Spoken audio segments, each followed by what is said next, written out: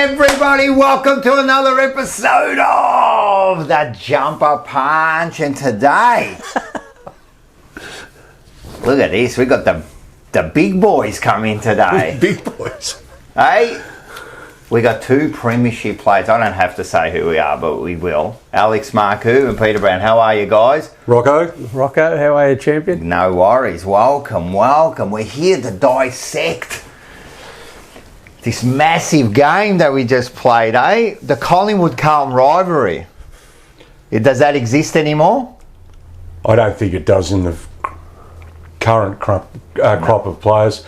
The disappointing part about it is that I said on the Blue Sunday podcast that I did last week that if Carlton players don't turn up for this game, then they may as well give the game away. 100%. If they don't understand the significance of this game, then as far as I'm concerned, they shouldn't be playing for Carlton. 100%, and we'll go into that. That's 100% right, and I've been saying it for a while that I don't think they understand what the Collingwood rivalry means anymore. I don't think they do. But you know what we're going to do?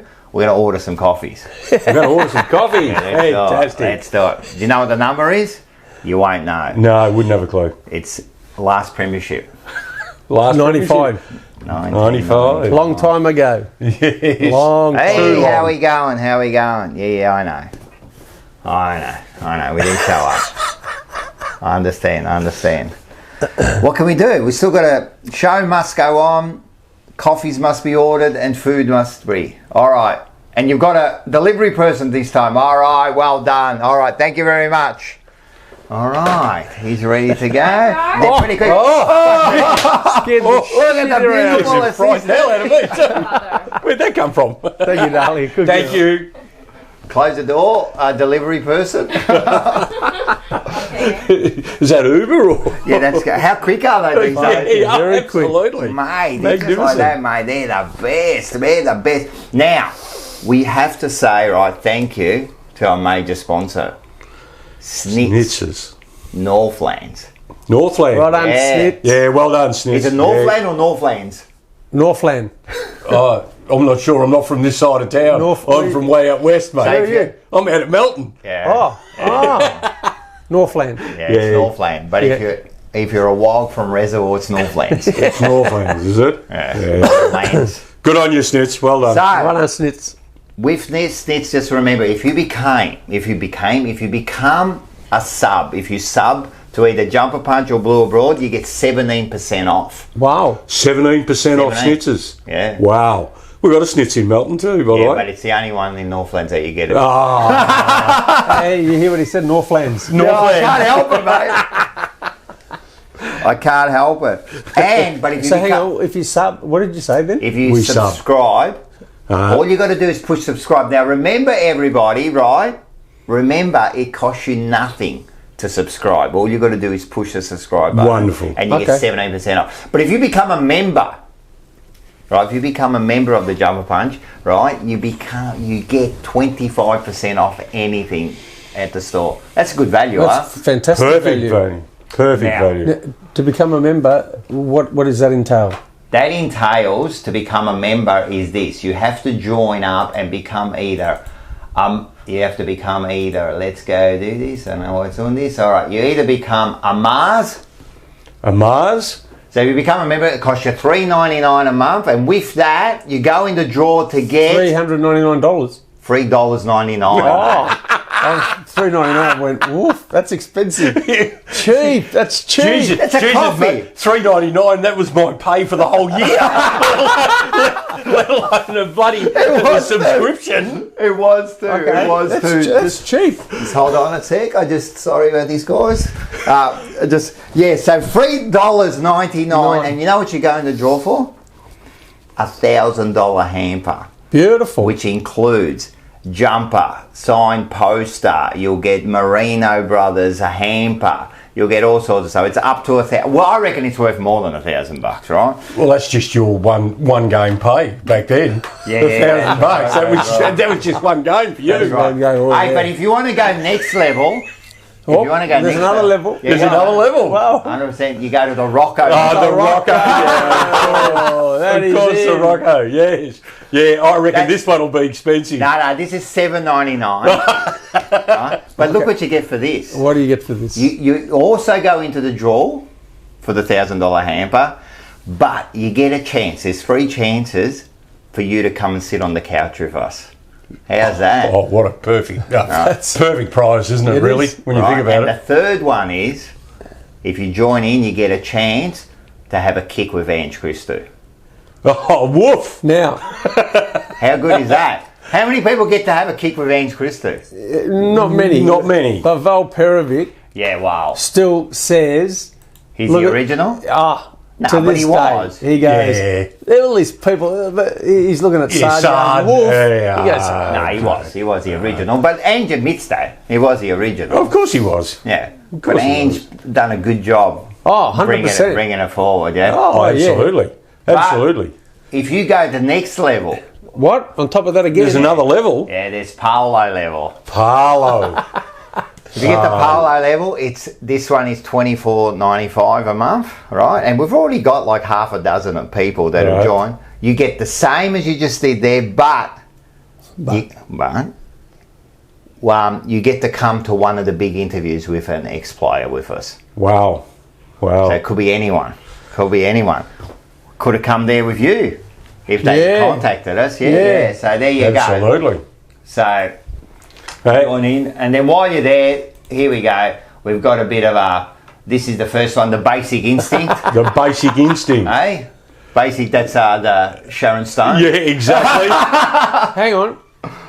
Since has got a hamburger, Called the basic instinct. Basic instinct. Sharon Stone. Sharon Stone. Yes, absolutely. What about this one? The plain and simple. Plain and simple. Who's that? That's Newman, I reckon. Plain and simple. Well, Newman in the back line. yeah, He's absolutely. plain and simple, isn't he? He just does the job. Yeah, just does the job, gets on with it. Plain and simple. Yeah. Nothing wrong with that. Every side needs one. What about this one here? The Aussie. The Aussie. That's you, Peter Brown. That's me. I've been called. I've been called ethnic, but I've never ever been called one of them. That's good. Peter Brown. And now they got the new one, which is the Si Senorita. So go in and get that one there. That's got all the spot. That's got all the. Must have an Italian flavour to that one, is it? Mexican. Mexican. Si Senorita. Yeah, si, So señorita. everyone get down there. Si, señor. Everyone get down there. And if you get, just remember, send us an email if you become a Paolo, because we have to get in contact with you, and that's the only way we Of get in course. contact with you. So make sure. want some more. See, Hey, want more. more? So join the jumperpunch@gmail.com and you can we can get in contact with you. Beautiful. Yeah. So that's it. Now, we also like to thank. We've got a couple more sponsors.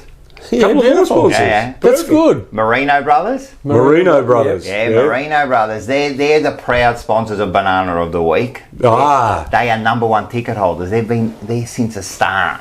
So Merino Brothers. And we've also got these blokes here. Right, we have got Top Dog Liquor. Lyndon Hosking. Now, Lyndon Hosking, I'm going to tell you something. First of all, they are proud sponsor of Rocco's Rant. Ah, yes. Now, can I just show you something? Sure. So, Lyndon Hosking, if you know about him, is a Commonwealth boxer. Oh, really? Oh, wow. Yes. Now, he's just over in America, and he just brought one of his boys down there, and this is what he sent back. Have a look at this, everyone. That a world championship belt Wow. is now draped over the shoulder Jason of Maloney. Jason Maloney. G'day guys, Jason Maloney here, the new WBO World Champion. Don't miss the Jumper Punch every Tuesday at How 7 cool is p.m. that? That's perfect. That is perfect. So there you go. So he's world He just champion become now? WBO bantamweight world Bantamweight. champion. Fantastic. Yeah. So Top Dog Liquor, what do? They sell liquor, so they got a couple of liquor stores. So go Around down here? there. Nah, they're actually more in the country areas. So get onto the website, get onto Top Dog Liquor, and thanks Linda. Now we just want to say about Jason.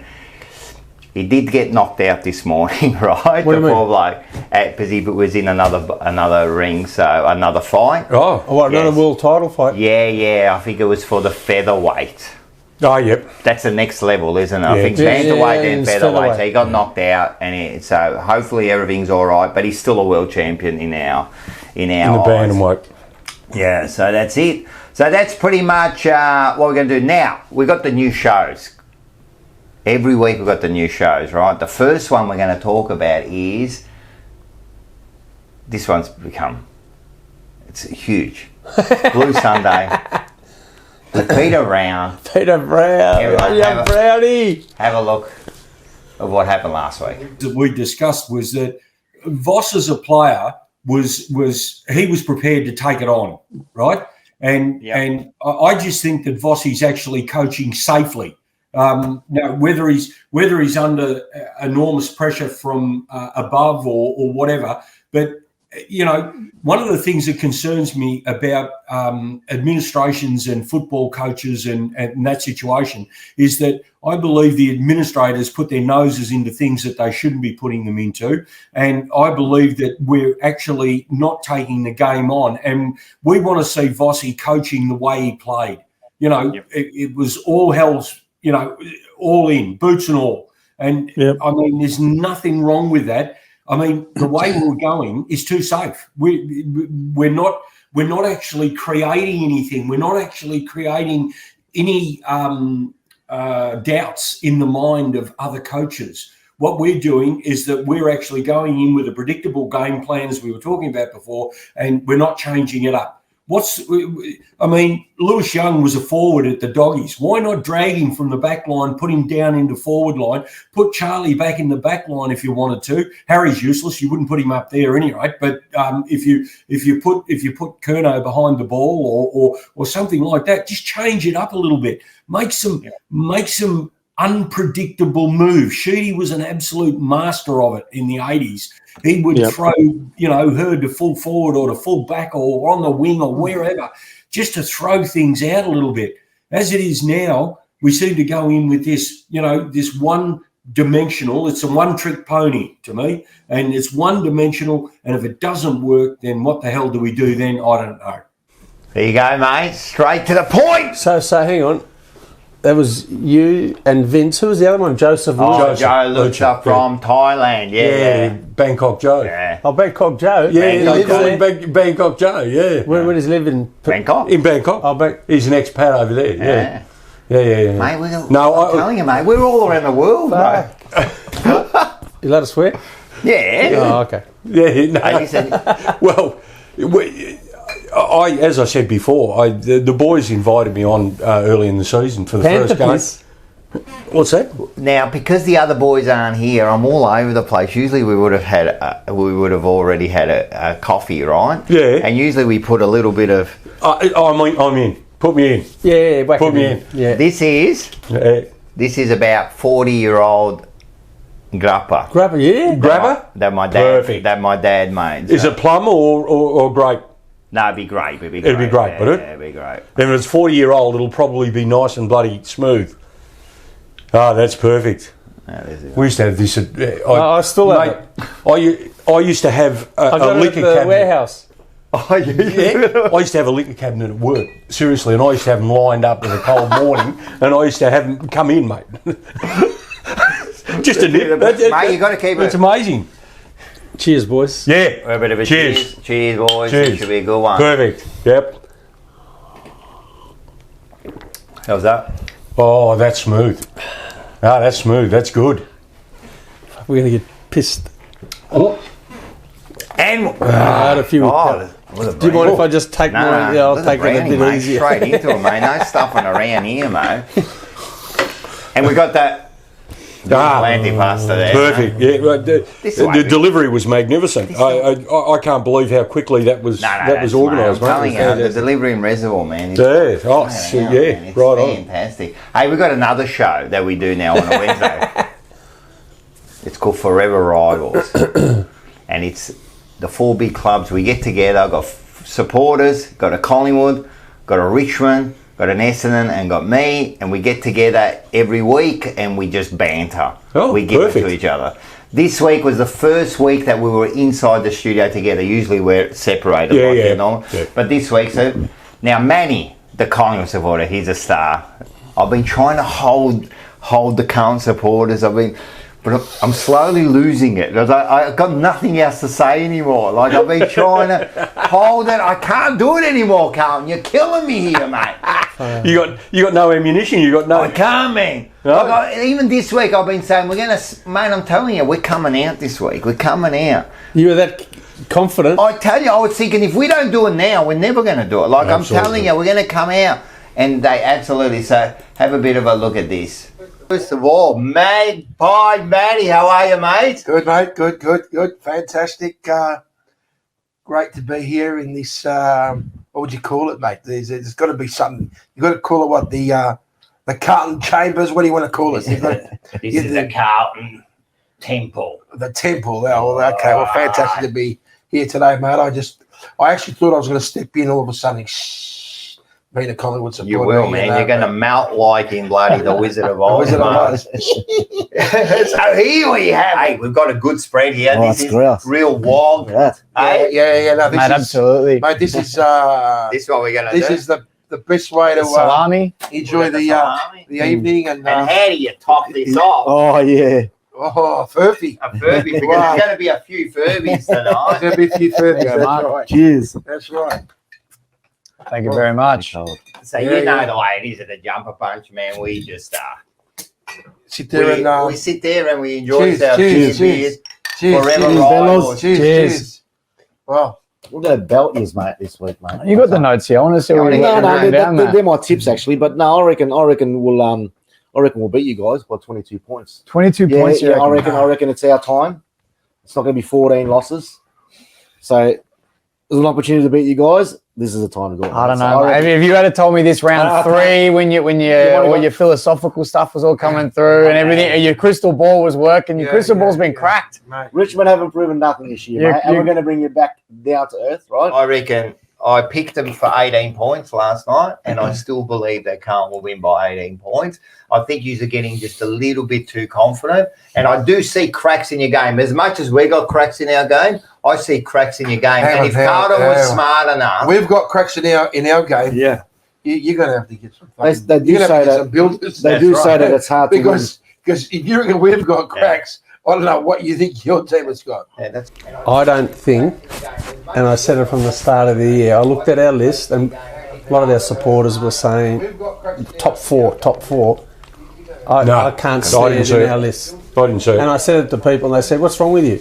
I said, man, I'm looking at this, I'm telling you, we haven't got the list. Well, it's actually interesting because when we played Geelong, who was the reigning premiers from last year, we caught them when they were vulnerable, right? Yeah. So, of course, we got they're them. 3 weeks behind. Richmond was undermanned when we went in, and all we could do was salvage a draw. The year before, we actually beat them. Yeah. And up until when we played West Coast. And West Coast, let's not sugarcoat this. West Coast had a reserve side out there on the ground, right? Yeah, heaps of and injuries. of course, everyone got carried away with it, thinking, no, we're back in town, boys, we're back in town. We hadn't beaten anyone above us. No.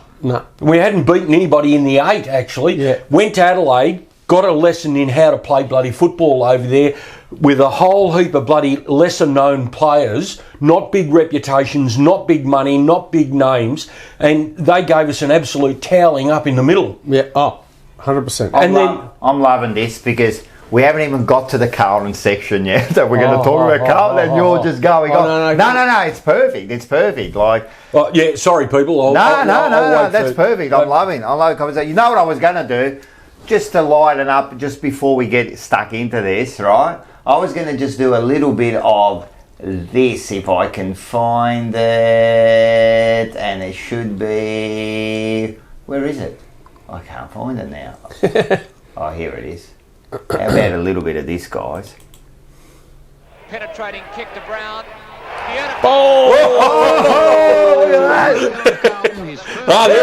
There he is, Marcel. Nicely done. Nice little sidestep there. Here we go. Watch this. Go, Brownie. You can do this. 55 metres, that fucking beautiful. Mate! There we go. A bounce. Look how quick you're going. No, sold the dummy. Oh. Kick dropping short. Big Jones is there. That's the one. Fucking Brownie. Yeah, look at this. Yeah. That was holding the ball. Oh, it took the umpy out behind there too. Look at Beautifully done, Marcel. Magnificent. Youngie. Oh, what a player. Oh, what a pass. Look at that, but look at the lead. Yeah, fucking bang, straight on the That's what a chest. lead looks like, guys. And the torpedo. Fucking torpedo. Kick. He was inside the centre square when he Fuck, kicked what a that. goal. Yeah, no high five, mate. Just get back. Watch this. Look how look at this. Come on, mate. You weren't going to stop him. Get back. Left foot too. Thank you very much. Marcel. What work. Flip straight on. Bang. How good North. was Richards too? Really? Oh, Yeah. that's fantastic. There we go. Fucking Brownie.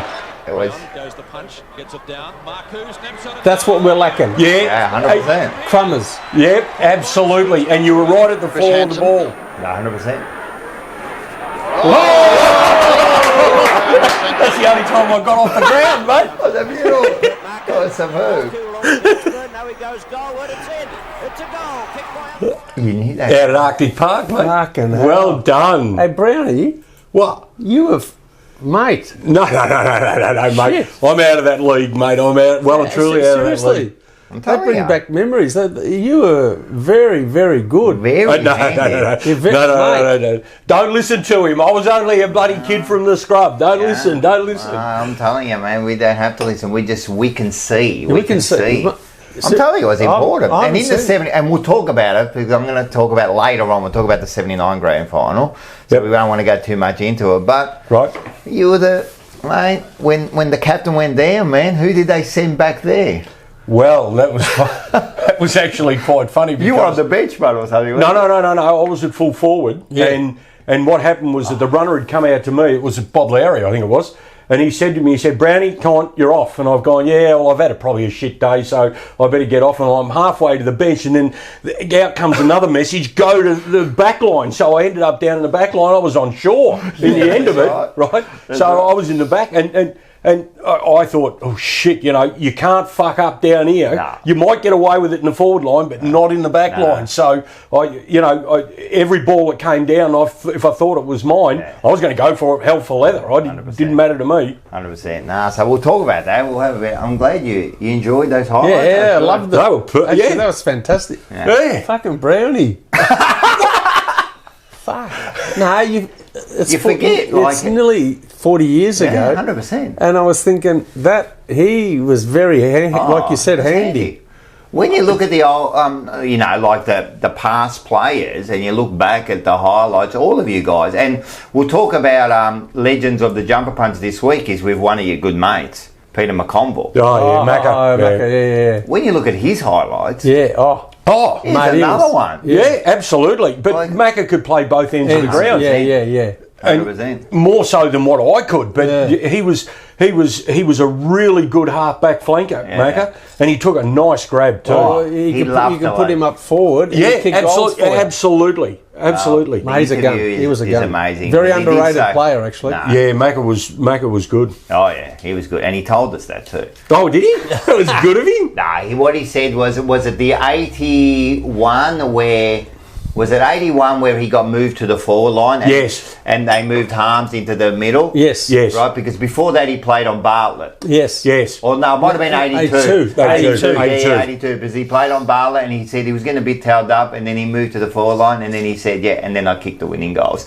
He did, he kicked a couple of last goals, so. Yeah, no, Macca was really good value. Yeah, so good. So what we'll do is we'll get a bit of like heartburn now and we'll get into the game. Yeah. So the first thing we're going to start off with, everyone's been waiting for this, is this.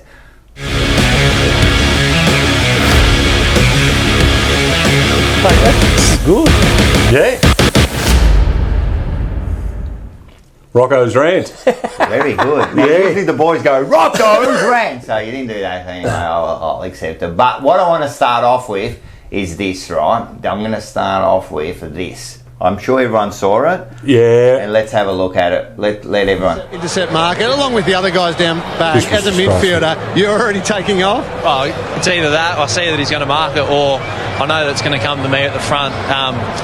I shouldn't say it, but they just kept getting it to him and he kept mocking it. I actually found myself laughing there a few times because he was just gloving everything. But so just play alongside him and hopefully he keeps just loving him like that. Is that not bullshit or not?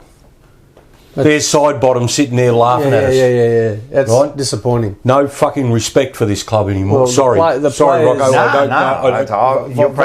Vossi should show that to the players. I said exactly that last night, didn't I, Rocco? I said every time they've got a team meeting now, I would sit that up there and show that video on how these people have got no bloody respect for that football club nor that jumper. Yeah, and that really pisses me. Yep, I agree. I don't need to do my rant anymore because that was my rant. Yeah. That was my exact rant. This is a disgrace. I can't believe that an opposition club now, a member that just played in the game, can sit there and mock us like that. That he was there laughing. He couldn't believe it. He said that he knew that they would kick it there every time.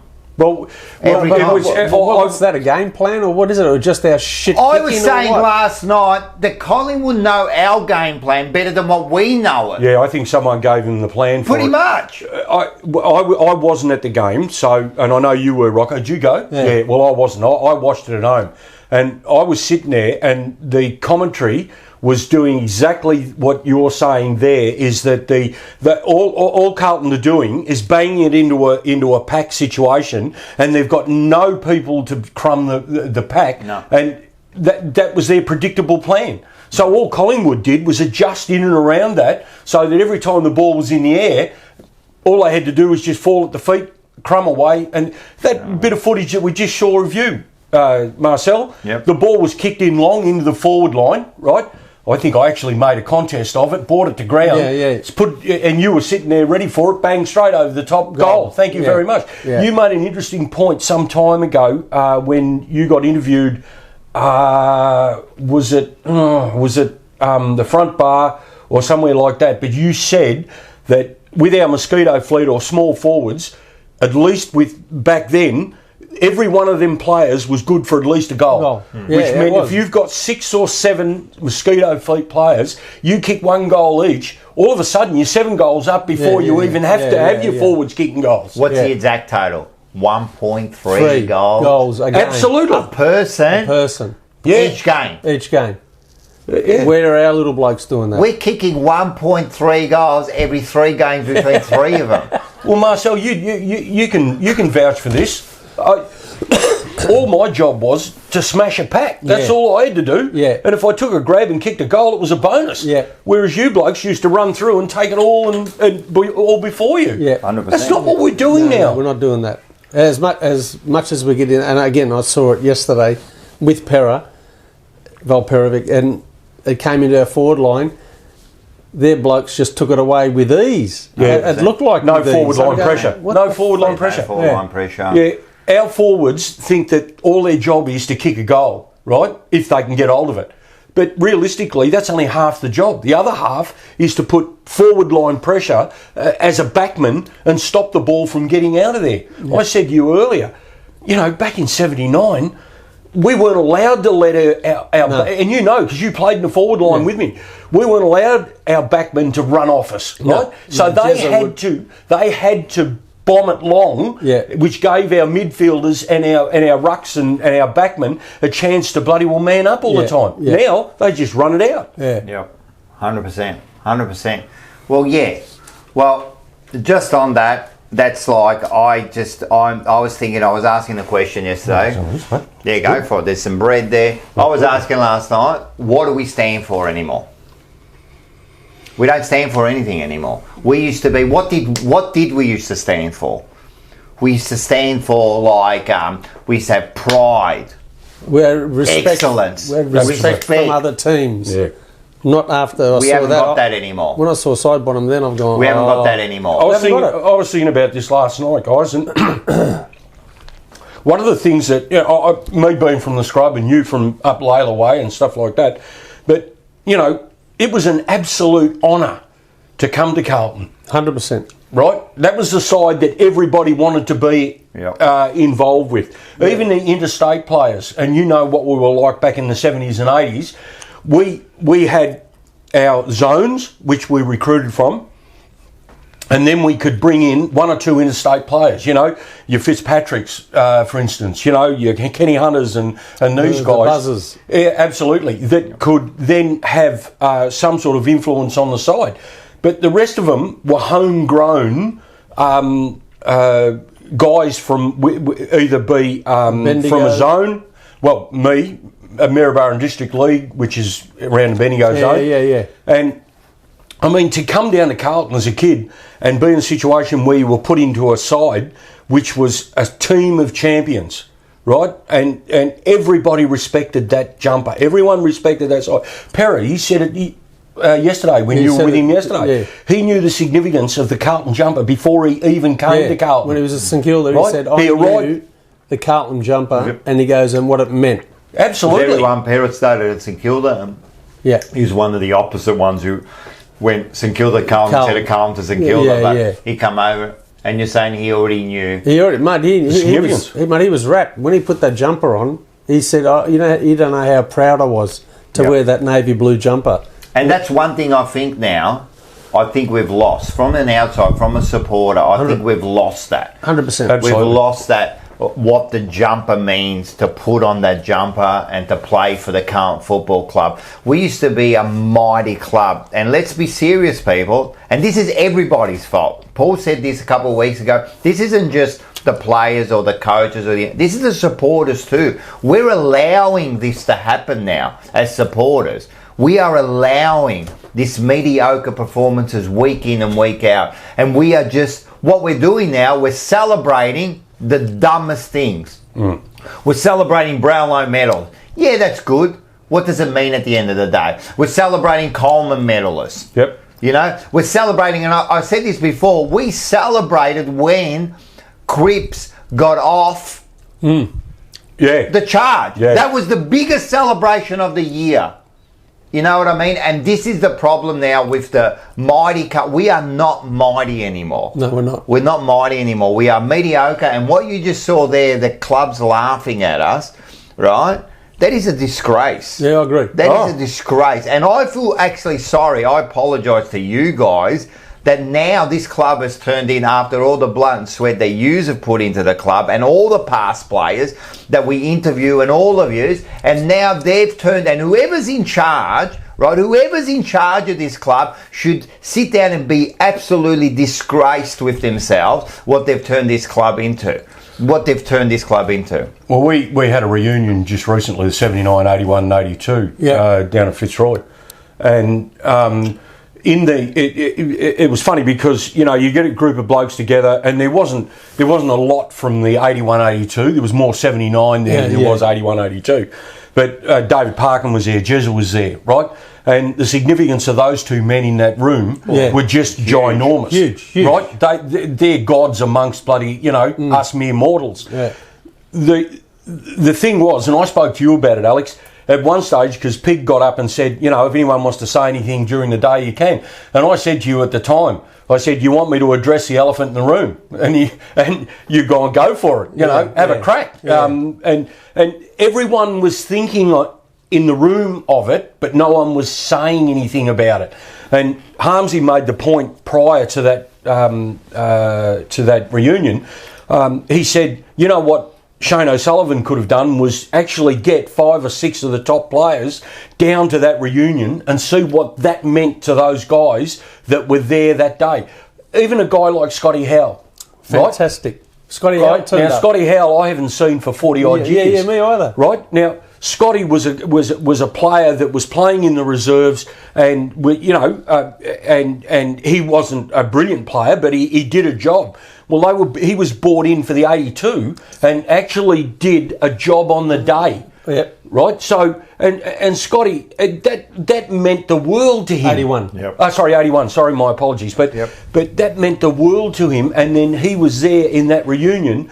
And I thought, wow, how brilliant was that to see someone like Scott Howe be there on that day. And I just think that, you know, our club's just lost focus of that. I understand that the current crop of players have got to make their own memories, their own history, etc., but they got to understand what it means to us guys and what we achieved back then, and understand how their performances today impact us guys that are sitting around from that era. Well, it's disrespectful, isn't it? In a way. Well, it is. I said that to you on the reunion, didn't I?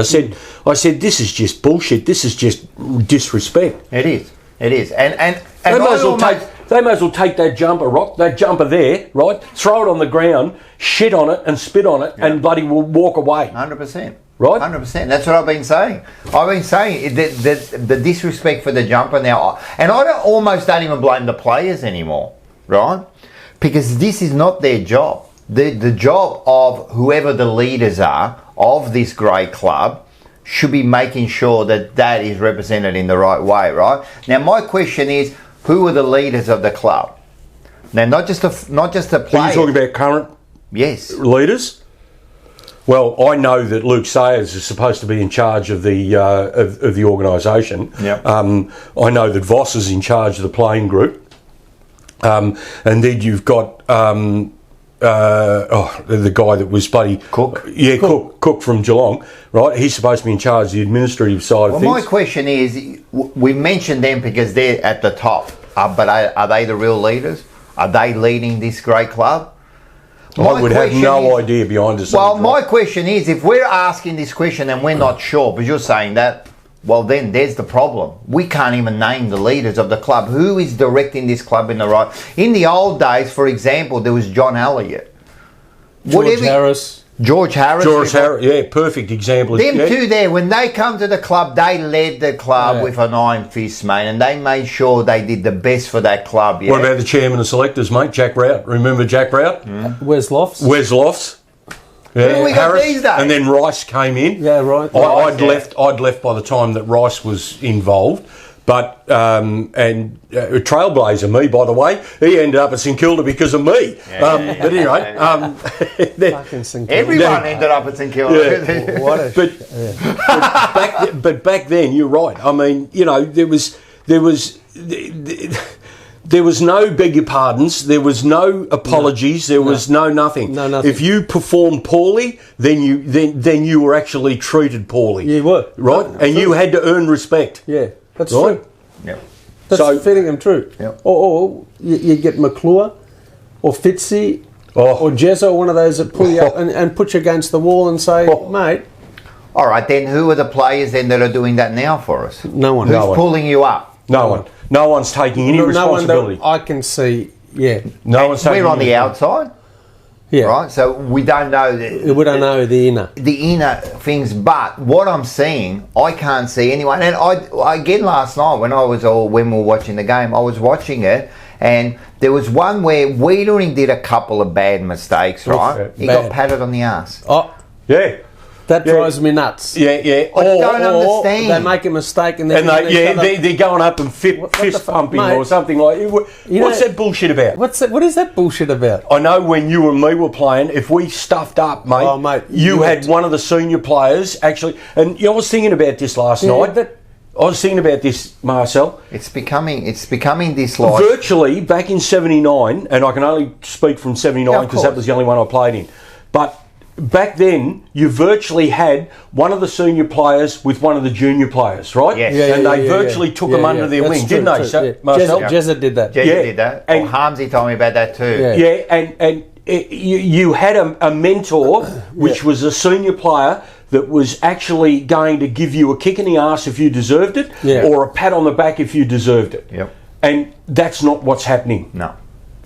We can see it on the ground. It's not happening. Even our senior players of the current crop today, right, I mean, how could they go up to a junior player, or someone like Ollie Hollands or something like that, and go to him, mate, you're stuffed up there, when he's making the same mistakes or if not worse? Exactly. Right? That's You right. can't. So you're in a situation here where we don't have any leadership on the ground. No. And that is what's lacking. Yeah.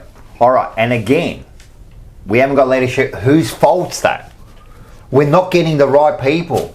We're not getting the right people on the ground, off the ground. Is it our recruiting? Well, it's recruiting. It's the people who choose the recruiters. It's the List leaders management. on top of that, the list manager. It's all of them. They all have to take a blame for this. The assistant coaches. You could say... You can say, like, just say we say the assistant coaches aren't the right coaches, all right? Because I believe, like, Ash Hansen and that, he's been let off here. That forward structure is disgraceful and no one says anything about him. But let's say Aaron Hamill, Hansen, Clark, all the assistant coaches, let's say they're terrible, right? Whose fault's that? Well, that's clearly the club. It's a club. It's not their fault. Like, if they come to me now, actually, I've got more honour. I won't take the job because I have more love for the club than what they do. I wouldn't. If they come up to me and say, we'll make you coach, I'll go, no, I'm not good enough to be a coach. But what I'm saying is they go up to these players and they go, oh, we'll give you 200 grand to be a... Well, all right. Yeah. I'll do it. Yeah, absolutely. I'll do it. So whose fault's that? That's their fault. And even if Voss gets sacked, if he does, and I believe, let's get this straight, I don't think they should sack him because that's not the issue, That's right? not the issue. Yeah, right? I But if agree he with gets sacked, they have to take responsibility for this. They put him in that position. They put him in that position. This is your fault.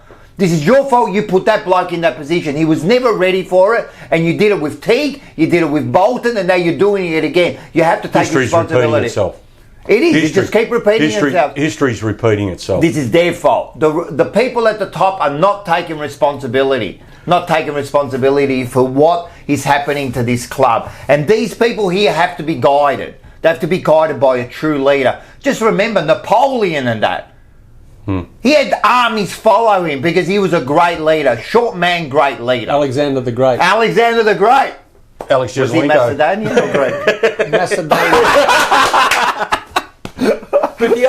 But you're right though, and I've made this point on the Blue Sunday podcast. Great players don't necessarily make good leaders, 100%, and they don't make necessarily good coaches, 100%. right? So, and I made the point last night about Vossi. I mean, you know, no one could question his credentials as a player, right?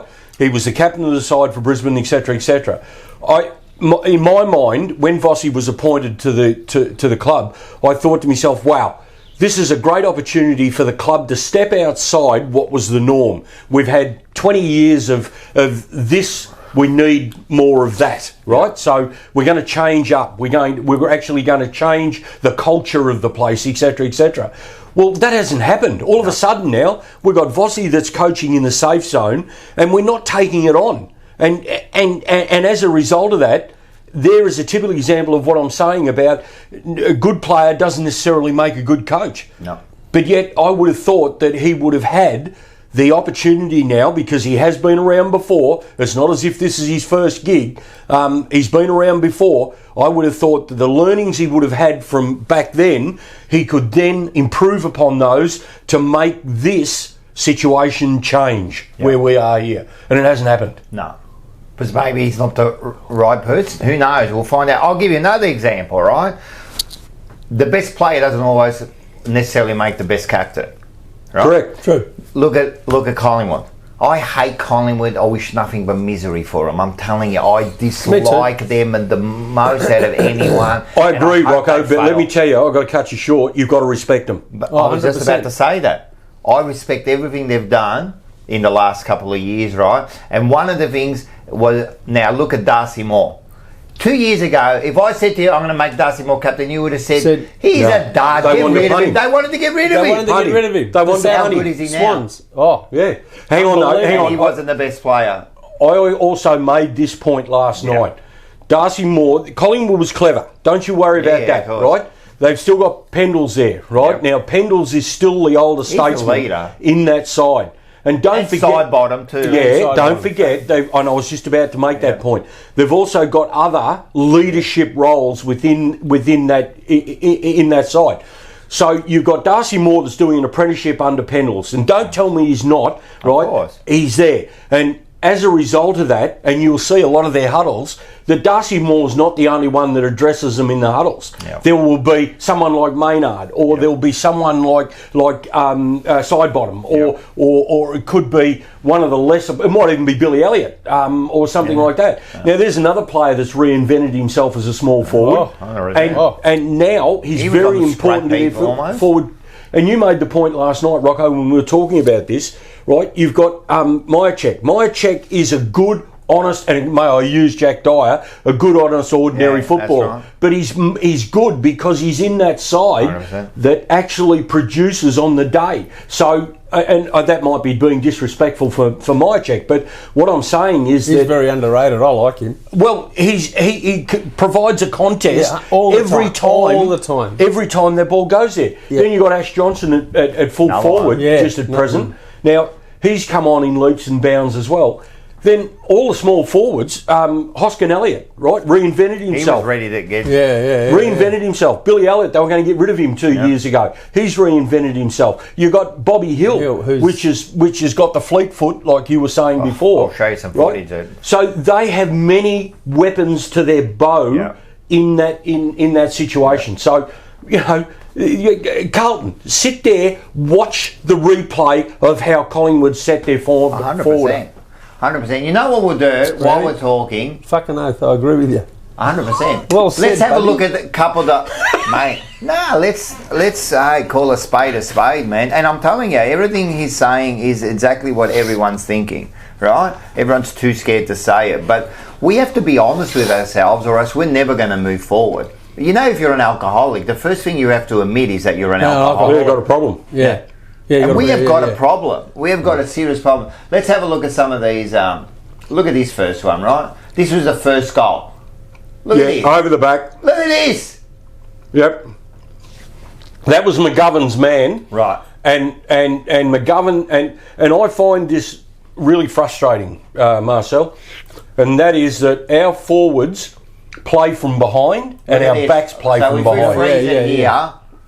And we're always flat-footed. Have you noticed that? Yeah, 100%. Now look at him. He runs forward and look how far behind he was. Yeah. And that happened like constantly. Constantly. Let's have a look at this one here. This is the next one. This would be, the Mason Cox. Look at this. Look where he's kicked it. Yep. 3-on-2.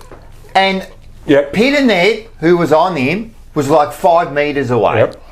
Now, if we look at that again, right, I just want to show you something. He's got the ball. He could have gone inside. He didn't look down. No. He actually didn't lower his eyes there. He actually looked further down the ground because he thought Mackay was going to come in and actually take the mark. Right. Was never going to do it. He had the tall timber there right in front of him. And there was a player like 15, 20 minutes away where he could have like hit him and then they could have reset, but he just didn't know it. He just went straight. I might say that is one of our most experienced backmen that actually kicked that ball. Was it Newman? No, it was Wiedering, wasn't it? No, Chera. Chera. No, hang on. Go back. We can go back, don't worry. I thought it was 23. No, it was Chera. He's handed it over to Chera. So sorry, my mistake. Chera. Sorry. Yeah, but Chera. Anyway. Yeah. The thing is, they're not lowering their eyes. No, mate. They're going and Collingwood. They're hoping. Collingwood knew exactly. What about this one? What's going on here? Two players were drawn. Now this had to do with the ball up in the middle. Yeah. That was when Darcy Cameron was actually in the middle. Jack Silvani was actually up against him, and actually Darcy Cameron won the tap out. De Goey went forward, as our midfielders aren't doing, which is going forward unless they're front runners. And what was happening was that you saw two of our players get drawn to De Goey, left Hoskin Elliott out free. Excuse me. Sorry, and all he did was over the top, bang, away they were gone. Yeah. And there was Myercheck again on the lead. Yep, lowered his eyes and you can't stop that when it comes out that. But why don't we lead? But that's exactly. Exactly. Yeah, but our forward line is set up differently. If you look at our forward line, we're hoping that the two forwards are going to be the ones that are going to be doing the leading. And when their space is taken away from them, our other forwards aren't making space up the ground. Yeah, if you recall, Marcel, our game plan was to make sure that we kept the forward line open, yep. right? 100%. And when me and Sellers were playing either at full forward or we used to rotate a little bit on the occasions, hello Sellers, then what was happening was that you guys, or the half forward flankers, or the pockets, we're always you're out, and then what you used to do is swoop and come back in. Yeah. Right? That's so true. if the ball was coming in over the head mark, then if the ball hit the ground, you had every opportunity by being able to swoop through that way. Yeah. So let's have a look at this one then. This one. Watch this. Look at the way he ran through it. Now, that's perfectly what you were saying, and you've said this before, that they run at the pack with pace. Yeah, absolutely. They hit the pack running all the time. We don't. We don't. No, but we're we haven't flat-footed. got the players to do it either. That's what I think. And don't forget, also, Rocco, what they've got, Collingwood's got this belief within themselves. Yeah, that's true too. That they're going to win the contest regardless. Yes. So, and there was a couple of examples of this. I don't know whether you've picked up or not, but Ed Curnow early was getting towelled up by Nick Dacos, right? But Nick Dacos didn't give Ed Curnow any respect whatsoever. Ed would go to the contest. Nick Dacos was down to the next the next contest was going to go. That was happening all game. It was all game. So what happened in the second half was when Ed Curnow put body on body and didn't allow Dacos to go into that area, then Dacos was taken out of the game. Our situation here is that we don't have enough of those players going to the contest and crumbing what they see. You know, there was a point that was made on one of the podcasts that we made. These players of today, they've got to start thinking for themselves. Exactly. Right? Exactly. At the end of the day, they're still responsible. They're footballers, for Christ's sake. I mean, we're in a situation here where we've got players that can't think for themselves, right? 100%. They can't read a ball off a pack. I mean, I'll tell you, when we used to do drills at training where you would see Fitzy's hand go to a certain point, right? And there was always one of our players on the defensive side of the ball up, which we don't have, for Christ's sake. I don't know why we don't now.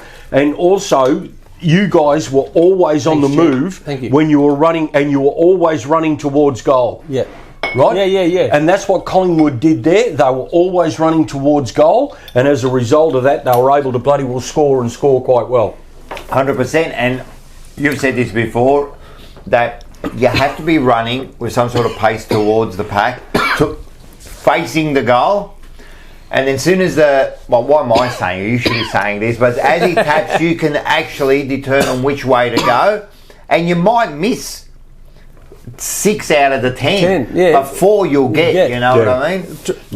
That's exactly right. Yeah. And they're not doing that. Our small forwards just aren't clever. You know the other thing, you remember this, Al? You said it just then. But can that be trained? No.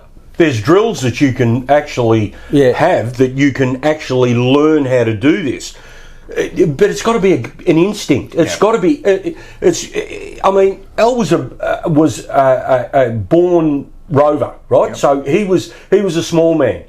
My job as I call it be a forward, but I wasn't. I was playing big. But my job is to create space for these guys to run into. Yep. Now, if he was coming through at 100 mile an hour and I'd gone up to make the contest, if I couldn't hit the ground and create some space for him, I wasn't doing my job. Yeah. Same with Sellers. Same. Yeah, exactly. Same. So that's going up there, right? And you're going up for your mark. You see him running, Vinny Katoggio running. You're thinking, all right. So what you're going to do then? All of a sudden is I'm going to make sure I'm going to give him some room. Maybe manoeuvre the ball over and see if he can run through. Or Rocco, contest. Like Brownie said, just contest it. It'll come to the ground one way or another, and we should have. I've said this before, El, so I'm not speaking out of turn. I've said it on the podcast. You can go back over the footage, right? The game's a simple game. It is, 100%. Right? Okay, now we overcomplicate this, but the game's a simple game. There are three things that happen. You've got the ball, I've got the ball, or it's in dispute. Yeah. Now, whether it's in the air or whether it's on the ground, it's still in dispute. Yep. So I've got to get it off you so that I can get the contest won. You've got to get it off me so that you can beat me. But when it's on the ground, or if it's in a situation where it's we don't know who's going to get it, right? Well, that's when you fight for it. Yeah. Right? Now, the problem is that when, and particularly more so in our forward line, when they've got the ball, we don't want to get it off them. We don't want to stop them. It looks that way. It looks that way. I think we want to. But we want to. Yeah, I don't.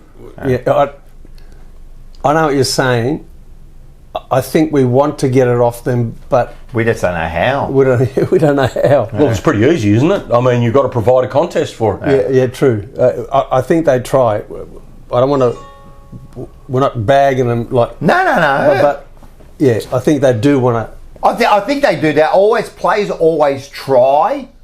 They always try to get the ball. They want to do it. I don't think they got the skill or the know-how. That's what about the discipline? And the discipline. And the discipline. Discipline has to be too. Yeah, discipline has to be part of it. Doing those 1%. Well, what about something like this? Then this happened, or right? We get the ball. Nice. What do? We kick it long. Thank you. Yeah. Fuck. And he takes off straight away. Did you see that too? Yeah, he got caught, but he handballed out. I saw that. But he did that a couple of times.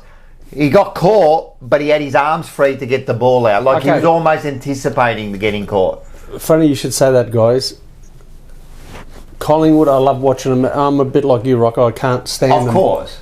But they move the ball. We're very stagnant. Yeah. It seems to me when we've got the ball, the player doesn't know what to do with it. I think I'm going, fucking move, will ya? I think Rocco hit the nail on the head last night when we were discussing this, and that was that I think particularly more so our backline players are confused. Yeah. They actually don't know how to create an opportunity further up the ground by being able to hit a target. And I got a text message yesterday. This is a name from the past, mate. DB Mackay. Yeah. Right. Now, DB, as you know, had a pretty successful football career over in South Australia. He also did a lot of media over there, and he also was a very successful car bloke. Now, DB sent me a text message about quarter time. Carlton can't hit targets. No, they can't. Either by hand or foot. Mate, a lot of Collingwood's goals came from our... from our turnover. Yeah. Absolutely. Yeah. Oh, seriously. So why can't we? Yeah, why can't we? Why can't we hit a target? That should be a basic skill. I think what we do is that we spend so much time, and you will be able to back me up here, Al. We used to do exercises in our training drills and stuff like that, where you used to have to hit a target at full pace, 40 or 50 metres away from where you were, and if you didn't, was it 20 push-ups straight away? 20 push-ups. Yeah, if you didn't hit that target, and if he had to break stride when you were running into that thing, and let me tell you, the players didn't muck around, right? Yeah. If he was kicking to me and I was going full pelt, I didn't hang back or take a short step or anything like that. That's it. I was going full pelt, because if you didn't do it, you were down on the ground. If he didn't do it, or you both ended up down on the ground. And you didn't. And Rocco, Brownie's right. And you didn't want to not mark it, because 20 push-ups here, 20 push-ups there. 20, by the end of the training run, you're fucked. Yeah. Yes, and then you are dropping it. Yeah, you know what I mean? 100%. Absolutely. 100%. And I suppose that got you ready for those pressure games. Those pressure games. Well, we used to do. Training's different now, but yeah, I know. But those days would that have got you ready? I mean, 100%. 79 and all that. You were ready for that. But it used to be a challenge for all the players that were playing in the side. We used to do a tackling practice, right? And Marcel will tell you, mate, there was no beg your pardons. It was brutal. Yeah. It was a circle, and I'd be throwing the ball, and he would have to tackle me. Oh, mate. Yeah, rocket. Right? Oh, it didn't matter whether you were 5 foot tall or whether you were 6'4" tall. If you were picked to oppose one another, you had to go at it full pelt. Yeah. Right? Now, what happened back then, and this was a rule that we used to play with, if you remember. If you're going to go for a ball, go for it full pelt. Did you see McGovern in the first quarter on Sunday yesterday? There was an opportunity for him to put his body in line with the ball. He went sideways. He had his arm tucked out here, and he was caught in no man's land. Yeah. To me, if you're going to go for a ball, you go full. I would rather see him go full pelt, stuff up, lose the ball, 100%, than go half-hearted like 100%. He has. And you will tell me, you'll back this up. When we were doing this, you had to go full pelt. If not, you got hurt. Yeah. 100%. And it was as simple as that. But you do, don't you? If you don't go full pelt, just go full pelt every time, you're going to get hurt, right? Oh, you get hurt. And tell me something. Your footy players, who are you deciding when to go and when not to go? Just go. Just go. Oh, it was an instinct. When the ball's there, you got to go. You can't decide when I want to go, when I don't want to go. Like you go every time. Oh, look, Marcel will tell you. He'll tell you, right? And this is what I get a little bit annoyed about is that in current crop players, I know everyone runs, bloody 400 metres every bloody second and all that sort of crap. And honestly, if you're a smart footballer, you actually don't have to do that. But please, come off the ground as if you've actually played a game of football and not been in the situation where you've thrown powder puffs at each other for all day. Because seriously, if you came off the ground, Marcel, and you weren't bloody buggered, you got your ass kicked. Oh, 100%. Exactly. You got your ass kicked. But Yeah, 100%, man. Sorry about that. The people are trying to... That's all right. There's people trying to ring you, mate. Yeah, that's it. Let's have a look at this one. I think this one is another one indication of... Watch this. Right? Look at this. Now look at him. Instead of... What does he do? Yep. For the player there. Yep. Now, in the next instant, bang. Dacos... Yeah. Now, He'd gone on and... Well, if you look at this again, watch this for a sec, right? Yep. He does this. Now, watch this. Look where Dacos is at the moment. Yeah. He's free. There's no one on him. So then what Mitchell does, whoever this player was, I don't know, but he kicks it, Mitchell. No, he kicks it over to Mitchell. Yeah. And then he went And he's back. still standing there by himself. After, 10 seconds? Yeah. 10 seconds is a lot. Then no one went on today's him. football. And then they gave away the 50 there because he knocked him over. That's right. He got the... That was Josh Dacos, wasn't it? Yeah. So, but the point was, the thing about that one there was, we would have just ploughed that straight into the square, and hope for the best. Well, right? they looked. They had 1, 2, 3 options. He turns. He's kicked it 90 degrees. Just to make sure he hit it. We don't do that. The other thing that concerns me is De Goey was involved with that passage of play. He was. Yeah. Where was De Goey's man? And who was De Goey's man? Was that Cripps? Because if it is Cripps, that's there. Then the defensive side of Cripps is not there. Because he should have followed his man into 100%. the. Well, what have you said? You've said this before. Cripps' defensive game not there. Is non-existent. Yeah, not there. His left-hand side of his body's not his there. Last 2 weeks, you know how many tackles he had last week? None. How many he had this week? I don't think I don't know, but there wasn't many. There wasn't many tackles. And the other thing, I was talking to Marcel about this earlier on before we started. The stats man now. Before we started have a look. It'd be interesting. Yeah. Before we started the podcast, but a lot of Cripps' possessions now, he puts a player in a worse position than what he's been in himself. Yep. I would rather see him get caught with the ball and put someone else under the bus, and then he can stand back and go, "Well, I didn't do it." What's wrong? 4 tackles. There. 4 tackles. So he's had 4 tackles in 2 weeks. Yeah.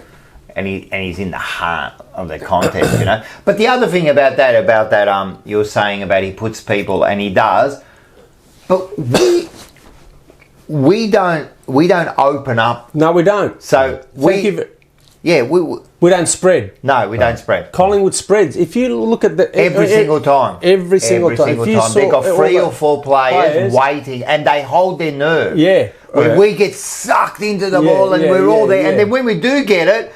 it's practically like this. I'm giving it to you like. Yeah. What's that doing? Yeah. Well, if you look at the Carlton back line, what tends to happen is that when we're actually running forward, our backs actually get sucked up the ground. And what happens is that if there's a turnover, the opposition take advantage of that by being... And how many times did Cameron from Brisbane do it?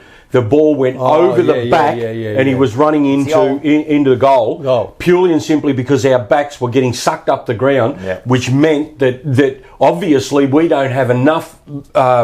Nows? Yeah, no, confidence in our players up the ground to actually be able to take the ball. Hang on. They've been sucked up the ground, Brownie, because we've got the ball thinking we're going to hit a target up forward. Guess what happens? And we don't. Mate, we're fucked then. You know, come back, there's Cameron sitting there, not just him, even yesterday it was happening. Bobby Hill. Did it a few times. We did it a few times. Wow. Talk about Bobby Hill. Is it this one? Oh, is it the run? Yeah, it is. Look at this. Now, he's left him for... Now, Newman was chasing there, and Newman gave up on it. Yeah, he did. Yeah, you're right. He gave up on the run there. He didn't chase. Let me tell you, mate, if we did that, we would be absolutely stunned. Get off. Let's have a look at this again. Look at this. Look at that. He just gave up. Yeah, he gave up there. But have a look at Saad come out. This is something that you see juniors do. Yeah. Right? Now, that is just... That is unacceptable from a player that is supposed to be a top AFL player. You jump in the air and it makes you look stupid in front of 80,000 people. What you're supposed to do is corral him in so that he has to actually kick over the top. And not be. He hit my check with that. And my check kicked the goal from the forward pocket. And he dummied him. And then he hit him, and my check, like, just the lead was perfect. Yeah, and the kick was perfect. Yeah, on there. So there was many mistakes there. First, but the main one is, you're right. The chase, he gave up on the chase. Yeah. Now, even if you can't catch him, you put that perceived pressure on. 100%. Absolutely. He's right. If we did that, forget it. Who knows? If he had done that, if he had kept on him, right, even though he's quick, then... he's under pressure. He's kicked. Yeah, absolutely. He might have fumbled the bounce. Yeah, anything. Absolutely. Yeah, he did. But he gave up on it. I was on the other end of the ground. I didn't. So that's poor. That's on Newman's behalf. But it's poor. I had my hands in my. I couldn't believe what I was watching. But it's poor on two accounts, right? Bobby Hill was running. He virtually run probably 80 metres, right down that boundary, and.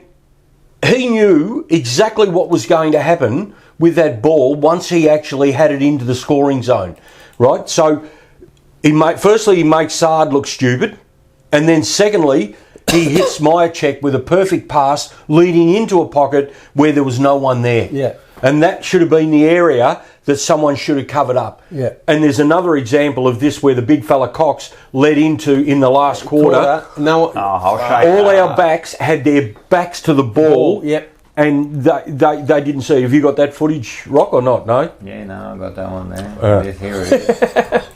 Have a look at this one. Oh, no, is it this one? No, it's not this one. No, not this one, no. Oh, let's go back. Yeah, look at that. Oh, that one there. But I looked at that from a different angle, and Bo was actually running from the front of the pack in and around, and there wasn't one person anywhere near him. That was McCleary's goal, wasn't it? Yeah, McCleary. Yeah. And if you look at it from the footage from behind the goals, it was a perfect off the pack crumb that he got. Purely and simply because he was moving towards goal. 100%. And he didn't have an opponent on him. It's that perfect, small medium forward, exactly. He was running, he was on the move always. That's the other thing. Always be on the move, 100%. Oh, don't be flat-footed. Don't be flat-footed. I think you want to see... I think it's this one. Oh, here it is. Watch this one. This is the one you want to see. Yeah. Watch this. Look at this. Pendlebury, in with the left foot. All of our backs, except for one, had their backs to the ball going in then. How the hell are you supposed Look at to... Yeah. Look at the space that Cox ran into. Look at that space there. Yeah. Now, if you roll that a little bit further, one of them guys could have come across and created a contest there. Yeah. Right there. Now, There's a body on a Collingwood player there, yeah, exactly. Now, what he should have done, the guy behind him, which was Harry Mackay, by the look of it, he's got a headband on. Yeah, he's Harry Mackay. Yeah, he should have gone straight to that bloke's man. He should have cut Cox's run off there, and he would have bloody well provided a contest. All right, Cox may have marked over the top of him, but at the end of the day, he could still put his body on him. 100%. Because then this was... Yeah, look. If you roll that back... What that did was that defender that had his arm on the Collingwood player turned around and looked and said, "Well, what the fuck are you doing?" Yeah. No, this is way too easy. He's an 8. See, now he turned straight away and had a look at Mackay, saying, "What are you doing?" Yeah, that's right. And there was a lot of that going on. There was a lot of that, like after someone would take a mark, they'd be looking at each other, going, "What are you doing?" You know. So that shows me there's no understanding in that back line. They're confused. They don't know who's on who. You know, like... So, okay, it comes back to what you said, Rocco. Who are the leaders? That's right. Yeah. Who are the leaders? There's no general. So who are the leaders in the back line? There's no general. There's no general. No. There's no general. As I would love to say there's none. No, there's not. They put Wiedering up 3 or 4 weeks ago as supposedly the general, and this was against West Coast over there, right? Oh yeah, no, the back line was terrific today. Yeah, you did a wonderful job back there, Jacob. You know you were the general in the back line. Fuck me, that was the bloody reserve side out there. Yeah. Right. Yeah. So if they couldn't get a kick on that game, I agree. There's something wrong with them. Yeah. What about this one? What's going on here? Oh, so we take the mark. Look at this. Now he couldn't look. He's leading that player there. Like he could have just gone on the inside. It was just like. Oh, that's interesting. That footage. Because at that time, if you roll that a little bit further, have you got a little bit more footage of that, or is that the end? No, that's the end of it. That was when Cripps actually got up and was really sore. I reckon that I've been a massive critic of him. Yeah, you're right. His body is completely stuffed, and this and I've been saying for a while he goes now. over him, bang, bang. Now, if you have a look at the way that he fell, he was in pain. He was in a situation where he got a hit in that, and he's now, if my personal opinion, Carlton Football Club, rest him for 2 weeks, bring him back fresh, because let me tell you. He's not right. You're going to kill him. McClure said that in his interview a week ago. He said we haven't provided enough support for Cripps, and we haven't got enough protection for him. And if you recall, when Judd was over, exactly the same thing happened 100%. To him. Right, the protection around those contests aren't there. No. And now, like this week. Again, we were saying they put Kennedy in the back on my check, which I don't get. Hewitt's on the bench. Yeah. Who's going to put? Like, who are these big-bodied midfielders who are going to help Cripps? They're not there anymore. They're not there. What do we got? We got like Chera. He's not that player. No, he's not that player. You know, Walsh is not that player. Walsh isn't that player either. Yeah. You know, we're not using him correctly. No. You know, it's interesting, isn't it? No, we're not. Last year. I had a bloke ring me. His son plays for Wangaratta. He's 6'3", both sides of his body, and as tough as nails, right? And can run even time. So we're in a situation here where this kid. And now, I went to the club and I said to him, listen, Cripps is getting smashed around in the middle. We need some protection in there. How about you consider a kid from the scrub and do this? 0 donuts, right? Didn't even consider it. I think sometimes like Carlton are just too arrogant. They don't want to listen to anyone. Well, I said. And there's a difference between being arrogant and then like now really being arrogant and just not listening to anybody. I said 3 weeks ago, Rocco, on the podcast, and you can verify it because you can bring the footage back. Why don't we do something different? Why don't we go out and get 20-odd players that are footballers and teach them to run, rather than get 20-odd bloody athletes and teach them how to try and play football? Yeah, 100%. Yeah. Some real footballers. Pera said that yesterday. Oh, did he? Yeah. The other thing Pera mentioned, and I thought the same thing against the Crows, and it really frustrates me here, is the Crows had 8 goals in the first quarter to us. Yep. Nothing. 5 of them were from midfielders. When we were playing, it was a long time ago, but like Brownie says it is a basic game. When we were playing and someone got a run on, what did we do? Man on man. You man up, you stop your man, and it nullifies. Yep. Yeah. Even yesterday, in the first quarter, if I was coach, I would have said, right, boys, man up. Yep. Get your man, stay on him, nullify. They just slow it down, slow it down. Well, actually, when I rang DB after he sent me that message about not being able to hit a target, and he was telling me that, and he told me this some weeks ago, that he said when Triggy came over as the CEO, I think he was at the time. CEO, yeah, that's right. Well, him and DB are great mates from South Australia. Anyway, DB said to Triggy, he said, mate, whatever coach you get, make sure when you sit him down and bloody well interview him that he's got plan A, plan B, plan C, plan D and plan D and E. And he said, if one's not working, go revert back to another one. Yeah. And as a result of that, DB's sitting over there in South Australia, David, and great mates with me and Marcel, that he's frustrated as a Carlton man. As you know, he was a great Carlton man. All he wanted to do was play 300 games with Carlton and captain them, for Christ's sake, and win a premiership. But at the end of the day, he's there and he's looking at this from afar and going, mate, you haven't got a plan B. You haven't got we're more, as a club, we're not proactive. We try to be reactive, but our reaction is very slow. Yeah. To make any changes or to make adjustments in the game. And that was proven at Adelaide. It's been proven at St Kilda. Jack Steele, Cripsy actually caned him up in the first half, and then Steele came out in the second half and took him out of the game. Yep. Right? Yeah. And Dunkley did exactly the same thing up at Brisbane. Okay, so Dunkley, Kenny Sheldon and Bomber, Sunday, you know, the up at the terminus. Yeah. I said, Bomb, if you were coach against Brisbane and Dunkley was hammering out Cripper, what would you have done? He goes, I would have pulled Cripper out of the midfield, put him up forward, taken Dunkley out of the game. Cripper would have kicked a couple of goals, or at least 5, man. And there was a mismatch there because Cripper's actually taller than what Dunkley is. Yep. But Dunkley actually got him by the mere fact of his sheer tenacity, whereas Buddy Cripper could have taken him down forward. 100%. You could have brought your two forwards up higher. In fact, you could have thrown Charlie behind the ball and actually had Mackay as your forward target and had Cripps at full forward. Why don't we do that? Why don't we just mix it around sometimes like Sheedy used to? There's no moves. You know that move that changes the game. I haven't seen that once in the last 2 years. I haven't. Well, I said that about Young, right? Young came to us from Footscray as a forward. Yeah, you did too. Yeah. Right. So I mean, Put him up forward. Bring Charlie up the back. Bring Charlie up the back. Let Charlie be behind. We're getting smashed anyway. What's the difference? Yeah. Let's try something different. Absolutely. What about Sardi? Like, their club's now working it out. Yeah, absolutely. Yeah. Oh, yeah. Absolutely. If you can't give him his left-hand side, he's done. He's screwed. He's done. He's done. So we have got he is a weapon. Yeah. Right? And use we don't him as a small forward.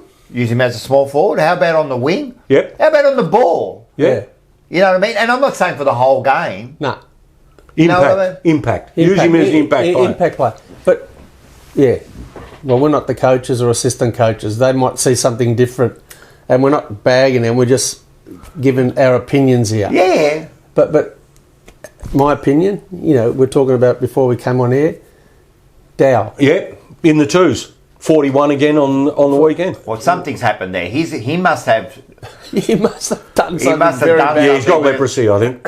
I seriously think he's got leprosy. Well, we were saying this last night too. If you're in, and there's nothing wrong, first of all, of being dropped in the reserve. So some of these players should be dropped, right? But once you're in there and now last year he wasn't doing the best, but they've put him there and they've asked him to do a job, and he's doing it, but not getting rewarded. Not getting rewarded. So what does that do to the whole fabric of the club now? If you're not getting rewarded, well, what does that do? And then 100%. the player that's not performing week in, week out keeps getting a game. Yep. What does that do to you? If you could come on, man, like, what do you want me to do here? Yeah. Well, we said that last night when we were speaking after the podcast, right? That our salary cap is consumed by 7 or 8 players that are on an enormous amount of money, and then our list drops off dramatically after that.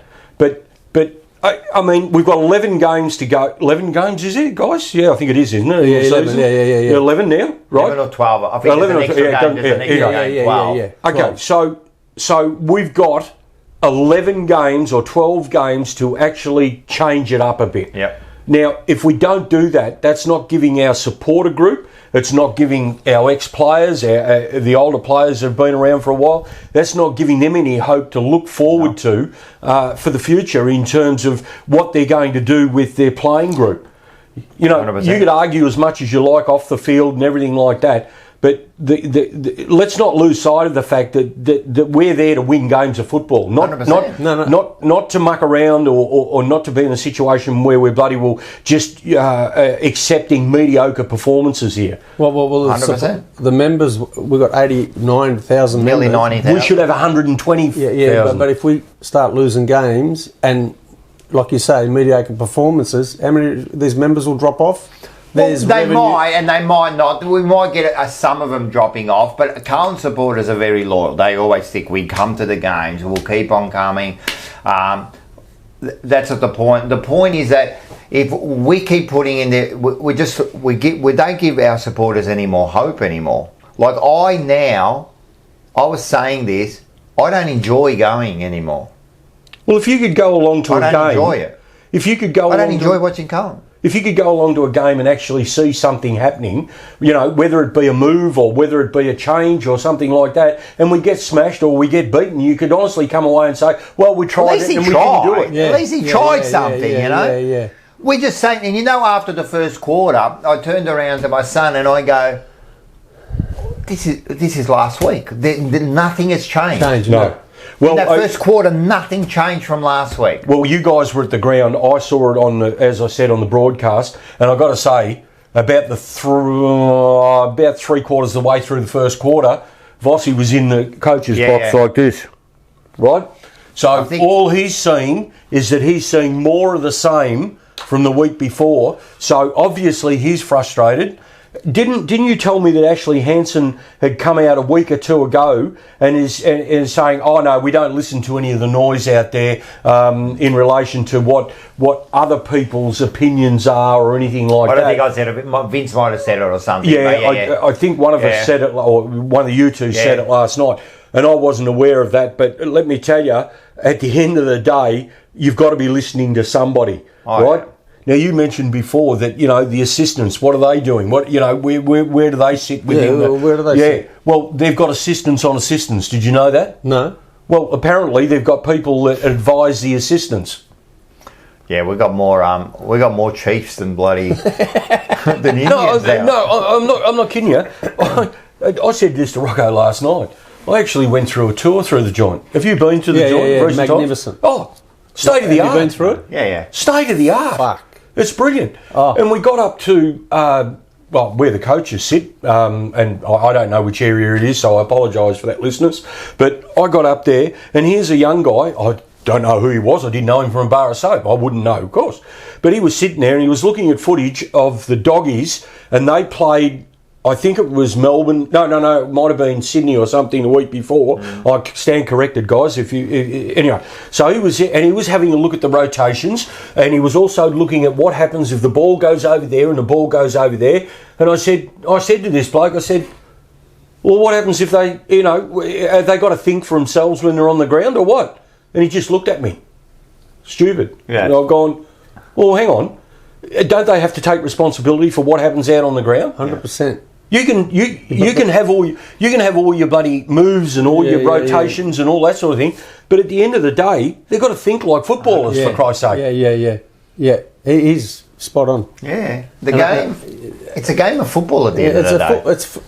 It's not athletes. It's footballers. You've got to know where the ball is, how to get the ball, give it to your mate in the best possible way. Yeah. I don't know if our blokes are... Look, they're we might change. We play the Swannies up there next week. Yeah, even if we win that, we might beat them. Even if we win that, does it really solve anything? No. It has to be over a period of the rest of the year. You know, there has to be a complete change of mindset. Even if you look at the press conference last night. Yeah, what was that? Oh, no, I didn't see that. No. Again, the same old story. But at the end, like, he didn't want to talk about a certain thing. He goes, "Oh, I don't want to." Well, it's funny. Was it Cripper and him on the boundary line? I didn't see. I was at the game, but a couple of guys rang me afterward. They said, "Mate, they were having a blue on the boundary line." Yeah. Right, and it was a fair income blue. It wasn't. It wasn't Well, great. they were disagreeing about something. They weren't happy about something. Yeah, they were disagreeing about something. You know what I mean? And you could see, if you look at him, you could see, like, especially Voss, he was under pressure there. Like, whatever he was saying, like. Well, actually, and then I made the comment last night too, Rocco, on our podcast, but.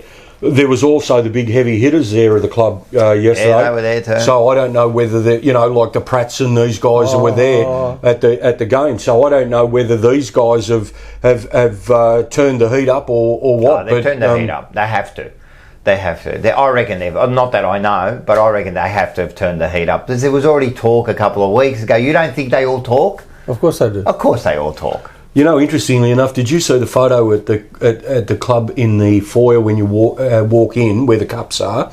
There, did you see the photo of Menzies sitting in his car? Yeah, at the Carlton, in the roller, looking at the game. Yeah. I thought to myself, wow. You know, if a guy that's the Prime Minister of Australia, and Malcolm Fraser was the same, is the number one ticket holder of this great club, and we don't embrace that as a club. Then we may as well give it away. Honestly, 100%.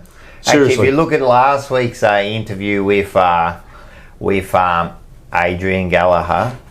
Adrian Gallagher. Yeah. We did the interview. Oh, you did you? And he talked about that. And we actually I showed that photo. Because he talked about that. Where the Prime Minister used to sit there. They built a scaffold for his roller. That was the best. where the social club used to be, I think. Yeah. Before they tore that down. Yeah, fantastic. How good is that? Yeah. Yeah. So. Yeah. Listen. There's it's a great discussion. I don't know where we're going to go from here. I can just see a bit of upheaval because I think Malthouse said it during the week that the vultures are already circulating. Yeah. Already circulating, and they want blood. You know what I mean? So I don't know. Look, I said 2 weeks ago, Rocco, though, you don't throw the baby out with the bathwater, right? We still need a side. We still need a nucleus of people. I just think that if you're surrounding yourself with wrong people, it's like being in 100%. business. Marcel, you've done it. Rocco, 100%. And myself. If you don't surround yourself with good people, then you're only as good as what your 2IC is. 100%. Right? So, 100%. So, and I used the example on the podcast there a couple of weeks ago. People like Bob Ansett, Lindsay Fox, all these guys, they weren't smart people. No. All they did was surround themselves with clever people that made them look bloody good. 100%. So the job of the assistants is to make Vossi look good. Yeah. Right? And along with that becomes confidence. You got confidence, you can do anything. Yeah. Right? But I do say, and I caution, right, our defensive game needs a lot of work. Oh, of course. Right? I'm talking about forwards, backs and mids. Yeah. That's where we're letting ourselves the pressure down. wasn't there. You could even see yesterday with Collingwood, right, the pressure every time we got the ball. Like the pressure they applied. Put a second thought in their mind. Now, you don't need to be skillful to put pressure on. No, you don't. No. That's one skill that everyone should be able to do, put the pressure on. As soon as we got I was talking to Brownie before we started, as soon as we got the ball, mate, they were on us like 100%. Like fucking like a tiger. And then even when they weren't on, we would stuff up the kick because we thought there was pressure on. You know what the other thing is too? If you have a look, there was some footage about 3 weeks ago or 2 weeks ago. There were 3 of the Carlton players in the back pocket. Silvani was in amongst it, and there were a chain of 3 handballs. And then I think it was Charlie Cameron that laid the tackle eventually on Silvani. Yeah. Not one of the Carlton players shepherded for the player coming through. 100%. Right? 100%. Now you know and I know, Marcel, that if we didn't lay a shepherd or something like that, or at least allow, but that's playing for each other. Well, that's prepared to put your body on the line. That is actually being. That's being a footballer. If you're going to put your body on the line, if you want to intercept a mark and put your body on the line, that allows everyone else around you to lift. Right? It doesn't have to be the bloody the kick mark. around the big mark or the kick around the corner or whatever. It just needs to be a small thing. It needs to be a smother at a crucial time of a game. It needs to be a shepherd that has to be put in there. It needs to, encourage your fellow footballer or your teammate. You don't have to do all the spectacular stuff. It's all the 1%ers that'll win your games. And the other thing I noticed too, they got into 2 or 3 fights. Yeah. The first one I go, get into it. And the second one I was going, what are you doing, man? Worry about playing the game, man. Now you're trying to be tough, right? And you don't need to be. While you were trying to be tough, they were kicking goals. There's a difference between actually being aggressive and actually being stupid, because you know and I know we used to protect you guys all the time. If there was a blue, right, we'd be in it, right, to make sure that you guys were okay. Not that you couldn't blue. I mean, Jesus, you blokes used to hold your own. But the reality is that now, all this push and shove and all this sort of thing, pull hair or what, pardon the pun, but anyway, all that sort of thing, that do it while you're winning. Exactly. Right? Don't do it when you're losing. Right? Well, they just showed, when they were doing that, they just showed that Collingwood had them. They had them. They got sucked in. They got sucked in and Collingwood knew it. And I'm telling you, that footy just showed us side bottom laughing at us. They've been laughing at us. I reckon during the week they laughed at us. Oh, of course they did. Before the game. You reckon? Yeah. Oh, of course. What would you have done? You don't think that, you tell me. No, when you were at your best, you didn't say like a team was coming along and you no, we actually we didn't. What we did was we gave them the respect that they deserved. Yeah. But then at the end of the game, if we were still, that scoreboard said 105 or 112 points to 79, then we could actually celebrate the victory, right? Yeah. But prior to that, when we were training earlier in the week, we had a job to do and we all focused on what the job was at hand, and we gave them the respect that they deserve. Yeah. Not one side out there now gives Carlton the respect that they deserve. That's true. I don't think so. I had a beer with Sauce before the game. Yep. And I just said to him, the boys at St Kilda. Oh, did you? Stephen, yeah. Was he at the game? Yeah. He was in... He went to see his son? Yeah. And I said, mate, the Saints are going all right. He goes, we've got a long way to go. This is exactly what he said to me. We've got a long way to go. He goes, but they're playing for each other. Yeah. And you can see that. 100%. St Kilda, you can see that. Not only are they playing for each other, the coach has put belief in them, giving them roles to do without confusing them. Well, we're giving them some licence too. And a little bit of license, yeah. We've done the opposite. Which Fly at Collingwood does the same. Yep. Yeah, exactly. You can see it in the players. 100%. 100%, and they're playing for each other. Yep. All right. This has been good discussion. All right, you know what we'll do? We'll get some votes. Well, you already know my votes from yesterday. I had for us. Yeah, from the game yesterday. I had Doherty in at 3. I had Curnow in at 2, and I gave Young 1, even though that was a controversial one. And by the way, on the podcast on Blue Sunday of a Sunday night, there's a thing called brownie points. Yes. And that's the player that doesn't necessarily get all the possessions for the game, doesn't necessarily kick all the goals or anything like that. But what that does is you look at it objectively and say, well, if he sacrificed his game to make sure that, someone else isn't having an influence on the game. So I gave him a brownie points last night to Ed Curnow. I thought he lowered his colours in the first quarter and a half, but in the second 2.5 quarters, he put a body on body with Nick Dacos, and Nick Dacos didn't have the influence he did earlier in the game. So I gave him a brownie points to Ed Curnow. No, he did. As I said, Curnow, he is a warrior. He'll do what he's told. He'll try his hardest. Mate, he will. He's getting old. That's not his fault. But I'm telling you, put him in. At least he gives 100%. He's the Rudy. Remember the movie? Yeah. He's the Rudy, man. He just keeps on. He keeps on getting back up. You know what I mean? I wish some of other players would do that. What about you? Who do you think was our? I know this is. I didn't kind of prepare you for this. I thought Walsh had he made a couple of mistakes, but he tried all day. Yeah. I think same with you. I thought Curnow gave his heart, and I think Curnow does give his heart. Yep. Like he plays. Curnow is definitely. Yeah, he plays. He'd be someone that you'd be considering as a captain. Yeah, 100%. Him or Walshy would be the captaincy. 100%. You know, if I was the club, I'd tap Cripsy on the shoulder and say, I think you've got to give it up, and we'll give Charlie. Well, they did it with Pendlebury. Yeah. They did. Absolutely, they did. And I thought Chera did an admirable job. Yep. Chera was. I was throwing up between Young and Chera, but I thought Chera's game faded towards the end of the game yesterday. Young took some fairly telling marks. He got beaten on a couple of occasions, but I thought he was our only backman that actually performed admirably yesterday. I don't mind Young, and I would tend to agree with you too. Throw him up in the forward line. Every once in a while, why not? Why not? Why not? Yeah, change it around. Yeah. Yep. Change it around. Yep. Well, we usually give 5 votes, so... but that's sorry. all right. No, that's all right. What did you give? I'll give mine, but that's all right. So I reckon Chera was probably the best. You know, Doc had a good game. Yeah, Doc's, yep. Yeah, Charlie, of course, Walsh. And I actually gave Hewitt 1 vote, but we give 5, so I gave Hewitt 1 vote. When he came on, I think he made a little bit of a difference. That's 2 weeks in a row that they've kind of put the sub on, and he's made a big difference, you know. Well, Kennedy did a couple of weeks prior to that. Yeah, against Kennedy the Doggies. Kennedy had a big influence in that last quarter. But again, I question some of the actual interchange moves, and you know, they subbed Ollie Hollands out of the game at half time.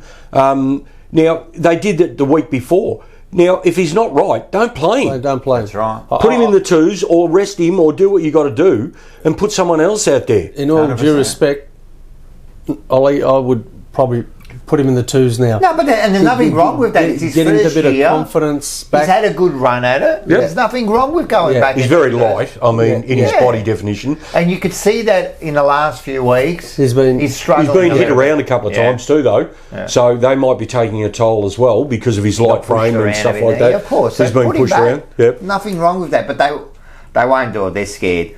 They won't make these sort of moves. They're not. They won't. They're scared. Anyway, we'll go into next week. We've got Sydney and Carlton. SCG Friday 26th of May at 7:30 p.m. and stupidly enough, I'm going. Are you out of Sydney? Yeah, he's going to Sydney. My son are going to go down to Sydney. Yeah, we'll go and watch the game. At Sydney or... Well, where else is it going to be? No, like the SCG or... It's SCG, yeah, so we're going to go and it'll be a bit of a father-son outing. Beautiful. No, good bonding session. No, it'll be good. Yeah, trust me, we've been bonding with these losses. Every week we bond. We bond, mate. They're killing us. So. I can't bond with my son. He's a Collingwood supporter. Is he? Yeah, same with my wife's a Collingwood supporter as well. My daughter is Adelaide and I'm Carlton, so yeah. Oh, don't worry. There was one very unhappy person and one very happy person yesterday in the side with the side getting done yesterday. So yeah. All right. What do you reckon next week? Tips. You first, Marcel. I hope Carlton. I would love Carlton. At least it'll give us a bit of confidence. Sydney up there, it's going to be tough. I think it's going to be tough. They've got a few injuries, but I think it'll be very tough. I'm hoping for Carlton. How much? How many points? It'll be a close one. Under 12. Yeah. Yeah? Oh, I said last night I'd go Carlton by 15. Yeah. And the reason why I say that I'll go Carlton by 15 is that Sydney, if the McCartan brothers were playing, of which they're not, I would have thought that they would have matched up on the 2 big forwards. Yeah. But as a result of that, and Sydney is a different kettle of fish in terms of the ground. It's got to be played differently. Yep. And if Carlton are smart with the 2 forwards, that I don't think Sydney will be able to match up with them. Yep. Our backs are obviously under a scrutiny, and I reckon Heaney could be the danger player up there in terms of the forwards. Papley. He's a good player. Papley. Newman will go to Papley. No doubt about Newman that. Newman will go to Papley, and he's been playing well. Newman, I think, has been one of our better backmen. Yeah, absolutely. Yeah. And some of the midfielders for Sydney, you've got to give them the respect that they're due.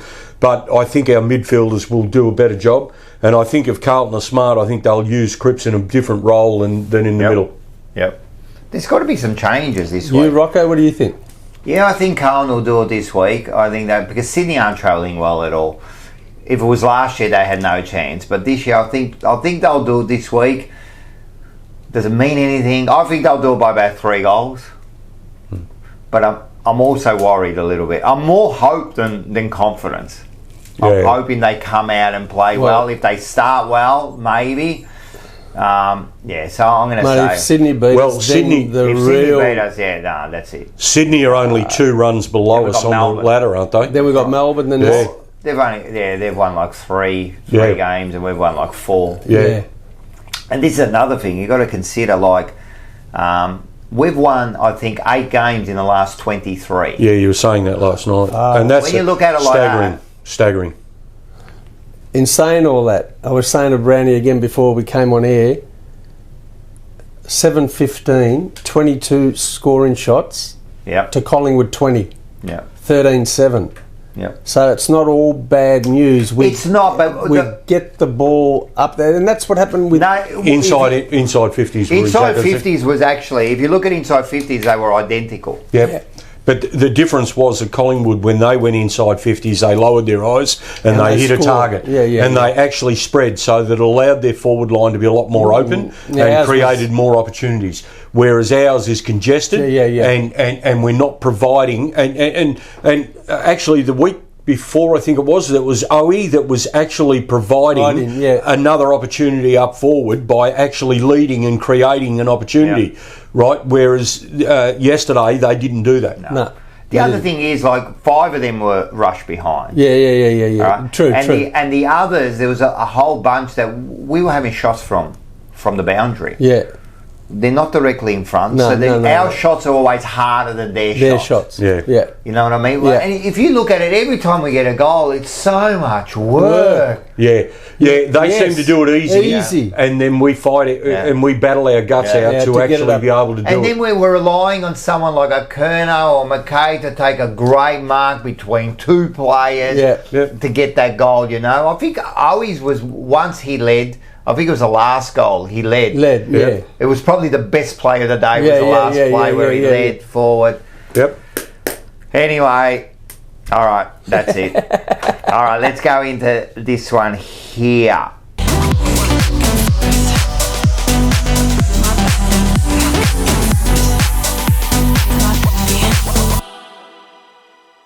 All right. Usually Paul does this. He's the rare of the reserves. Rare means king. The rare. Oh, the rare. Oh, yeah. So he's the king of the reserves. So he usually goes through the reserves. Now, I just know the scores. It was Carlton 8-12-60 to 11-4-80. We lost to Williamstown. Yes. Correct. I didn't really watch it, but you had a bit of a look at it. I caught probably the last quarter and a half, 2 quarters of the game, and some of the players that I expected to have more of an influence on the game didn't. For example, Fisher couldn't get near it. I heard that too. Plowman didn't get near it. Didn't get near it. Marchbank didn't get near it. Obviously, Dowd 41 again in the twos. I thought the Connings game was admirable. Pretty difficult conditions. If anyone's ever played at Williamstown, it's a shit of a ground because it just blows to one end. In fact, at one stage there, the boundary umpire threw it in and he went back over his head. It was terrible. But the other thing I thought was that our players that had some experience, I don't think they're imposing themselves properly in the twos. To the young guys. They're not putting enough pressure on the guys that are playing in the senior side or the ones, which means that these guys get comfortable in the in the main game. 100%. So I mean, as you know, Marcel, when we were playing, you were only as good as your last game. If you didn't bloody perform, you were out. You're out. 100%. I mean, you're always worried about getting dropped, huh? Always worried about getting absolutely. dropped. Hey, didn't you tell me the story about who kicked 10 goals? Oh, we were talking about Macca before, right? And against St Kilda at Princes Park one day, we were playing St Kilda, and I was picked at full forward, and Macca was playing in the twos, and he played full forward in the twos. He kicked 10 goals in the twos, right? Anyway, Jezza came up to me and said to me before the game, he said, Macca's just kicked 10 in the two, so you better bloody do something this week or else you're going to be out. And I've gone, Okay, yeah, well, that's a challenge. So Barry Breen was at fullback. So I've gone out and I've actually, the first contest that came down, I just threw myself into the buddy, didn't know what the hell I was doing. The ball landed in my lap, I kicked a goal, right? So that I was away for the day, right? I kicked 6, 9 and 2 out of bounds on the full. So I could have probably kicked a few. Actually, Goldie was playing that day, God rest his soul. Did you get the game next week? Did you get dropped? No, I played the next week, but the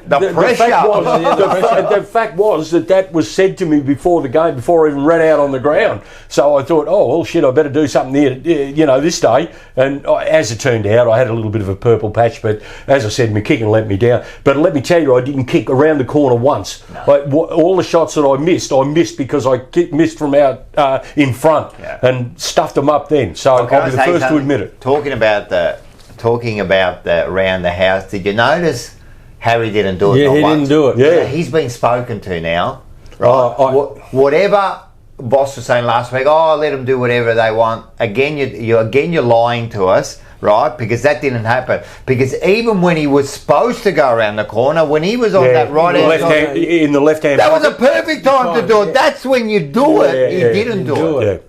Yeah, it was actually a nice kick too. It was. Well, actually, it was. It faded to the right hand side and kicked the point. But the one he did kick, he used his kicking style correctly, and it actually was going towards the goal post and then deviated perfectly. To the left hand post, and that's a left hand hook. Yeah, that's right. And I've been saying this for ages. What better opportunity? We've got a left footer and a right footer in the forward line. Now, Australia's cricketers, or the cricket side, have a left and a right-hand batsman. Why? Because that unsettles the bowler. He doesn't get into his rhythm or routine. Yeah. For fuck's sake, all we've got to do is use our two forwards, left and right, and if they lead into the correct pockets on each side and we keep the rest of the forward line open, or they can run into the corridor, mate, how good would we be? Yeah. You got two of the best forwards out there. We can't use it. Anyway, all right. So there might be a couple of changes, as you said. I think there'll be a few changes. I think that Hollands will get given a rest. I think it'll be managed. Yeah, I think maybe, as you said, TDK could get a run. Them playing Sauce in the ruck. I know he did all right, because he tries hard.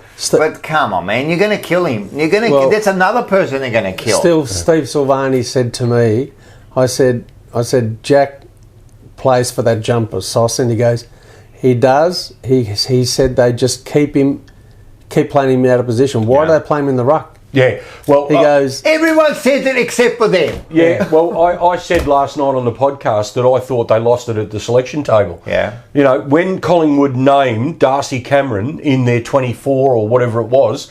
Even if he didn't play, you could have still used De Conning in another role. Yeah. And I've been saying for weeks, if you're not going to use him as a ruckman, put him behind the ball, as an intercept, like his brother. Sit McGovern down and put him in as an intercept in the back line. But they should have done it. Now, Collingwood got that ascendancy in that first and halfway through the second quarter, purely and simply because Darcy Cameron was in the middle and created opportunity for them. Yeah. And that's where they actually got those 4 goals, if you recall, those 4 goals, and that was the margin virtually right through. Yeah. So if mine, 100% De Conning after in, those 4 goals, we never. Yeah, that was De Conning in. I would give Ollie Hollands the flick and get rid of him. I'd bring Dowd in. Yeah, I'd bring Dowd in. Right, and also I might even Chianotta and also Kemp. I'd bring them both. I like Kemp. Kemp didn't do anything wrong. What did they drop him for? Kemp didn't do anything wrong. They won't do this, but I think they should. But they haven't got the balls to do it. Well, actually, last night I'd drop Wiedering. Oh. We were talking about that again just before. Absolutely. Drop Wiedering. There's nothing wrong with being dropped, man. Well, who was it? Did we say this last night? Was it the Port Adelaide team that dropped their captain? Yes. Yeah. At one stage? The captain. Yeah. Yep. Yeah. And he came back bigger and better. Man. And bring in Kemp. Why not? Yeah. Why not? And maybe use whatever terminology you want. We're going to manage him, whatever. Yeah. But at the end of the day, I'm telling you, he's completely out of form. Yeah. And all you're doing is you're making him you're making it worse for him. He's losing confidence week by week. So I would, and you can see would also be the big call. You know what? And you can see it in the way he's body on the ground. His body, body language. Body language. Yeah. Body language is terrible. Yeah. So. All right, let's move on. Usually we do. I don't think there's much to talk about in the AFL. We usually have a segment where we talk about stuff at the AFL. I mean, all right, let's do this segment. Let's do it quickly. I think it's this one here. Did I get this one before? Here we go. Hot topics. I have no idea. AFL talk. Yeah, so usually we do that. Okay. I had a few written down here. No, okay. So, one of my customers, he has got a big shop. He's been there for 110 years. It's his 4th generation. Okay. He thinks, and he's been a Tasmanian all his life, he thinks this Hobart, or this Tasmanian licence... He's going to fall over? Oh, he reckons it's going to kill Tasmania. Really? The amount of money they'll have to pump in. Well, that was the big talking point. So I actually had that at the top of the the thing. As you can see, I had this to talk about. There you go. So I had it ready for you. So we got the Tassie team, and that was the big talk last week with the $715 million they're putting into the stadium, and then they had the massive protests and everything about. Well, Jackie Lambie, who's a senator, as you know, in federal politics, she was down there in a protest, and she canned it. She just said that it's ridiculous. Some of the politicians down there have resigned over it and stuff like that. So it's a real bone of a contention. I mean, the fantasy is with the AFL, and let's call it a national competition, but is it really truly a national competition? If you're going to get fair income, you should have a side out of the Northern Territory, right? And all of the Indigenous boys would probably have a big part to play in that up in that area, but along with other players, obviously. But Tasmania is look.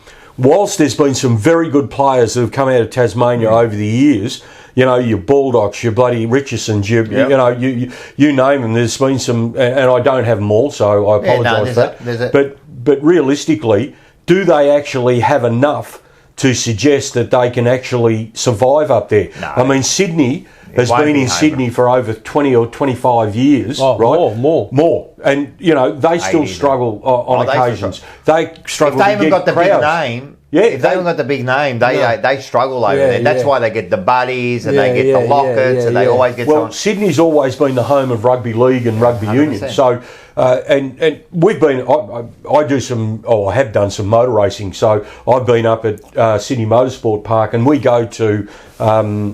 what's the name of the big venue there out west? I can't think of it off the top of my head. Senior moment, guys. Anyway, but up there, you'll see the monitors up on where we were staying, and you would have one monitor, one TV showing football, and there'd be about 12 others that are showing rugby. Yeah. And all of the crowd up there are looking at the rugby. They don't give a shit about the AFL. The AFL, right? So Tasmania, I know, has always been a footy state, but it's definitely more of a footy state. Absolutely. But are they going to have what it takes to actually be able to be competitive, A, and secondly, have the support they need down there?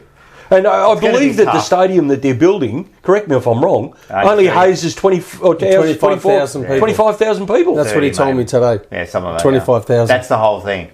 But their argument is, why don't we just fix up one of the other, which they have, why don't we fix up one of the other stadiums? Bluntstone or whatever. Clarence. Yeah, they reckon... But this one's going to have a roof and everything. Yeah, it's going to have a roof. The other problem I have with Tasmania is that, I think, fair enough, the two problems I have with Tasmania are this. First of all, you can't have a non-number of teams. It's ridiculous. Well, that creates a buy, doesn't it? Yeah. Remember we had that at one stage? It's ridiculous every week. And then if you do that, right, just say you do have the 19 teams, right?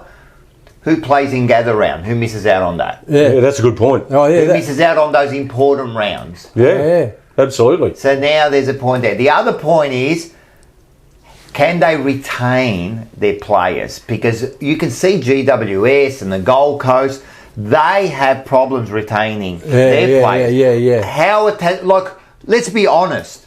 Who wants to live in Tasmania? Well, I was just going to say, you go to... That's what the bloke said today too. Yeah. It's a nice place to visit. Yeah. I don't want to live there, bud. Yeah. Can you imagine a young kid? I know, like you say, of course, if I get picked up, I'll play anywhere. I understand that. But then once you get the choice, are you going to want in the draft, do you reckon a kid's going to, if he takes it number 1 or number 2, because they're going to get concessions, are they actually going to be in a situation where they're going to go, oh, Jesus, that'd be great, I'll go and live down in Tassie? No.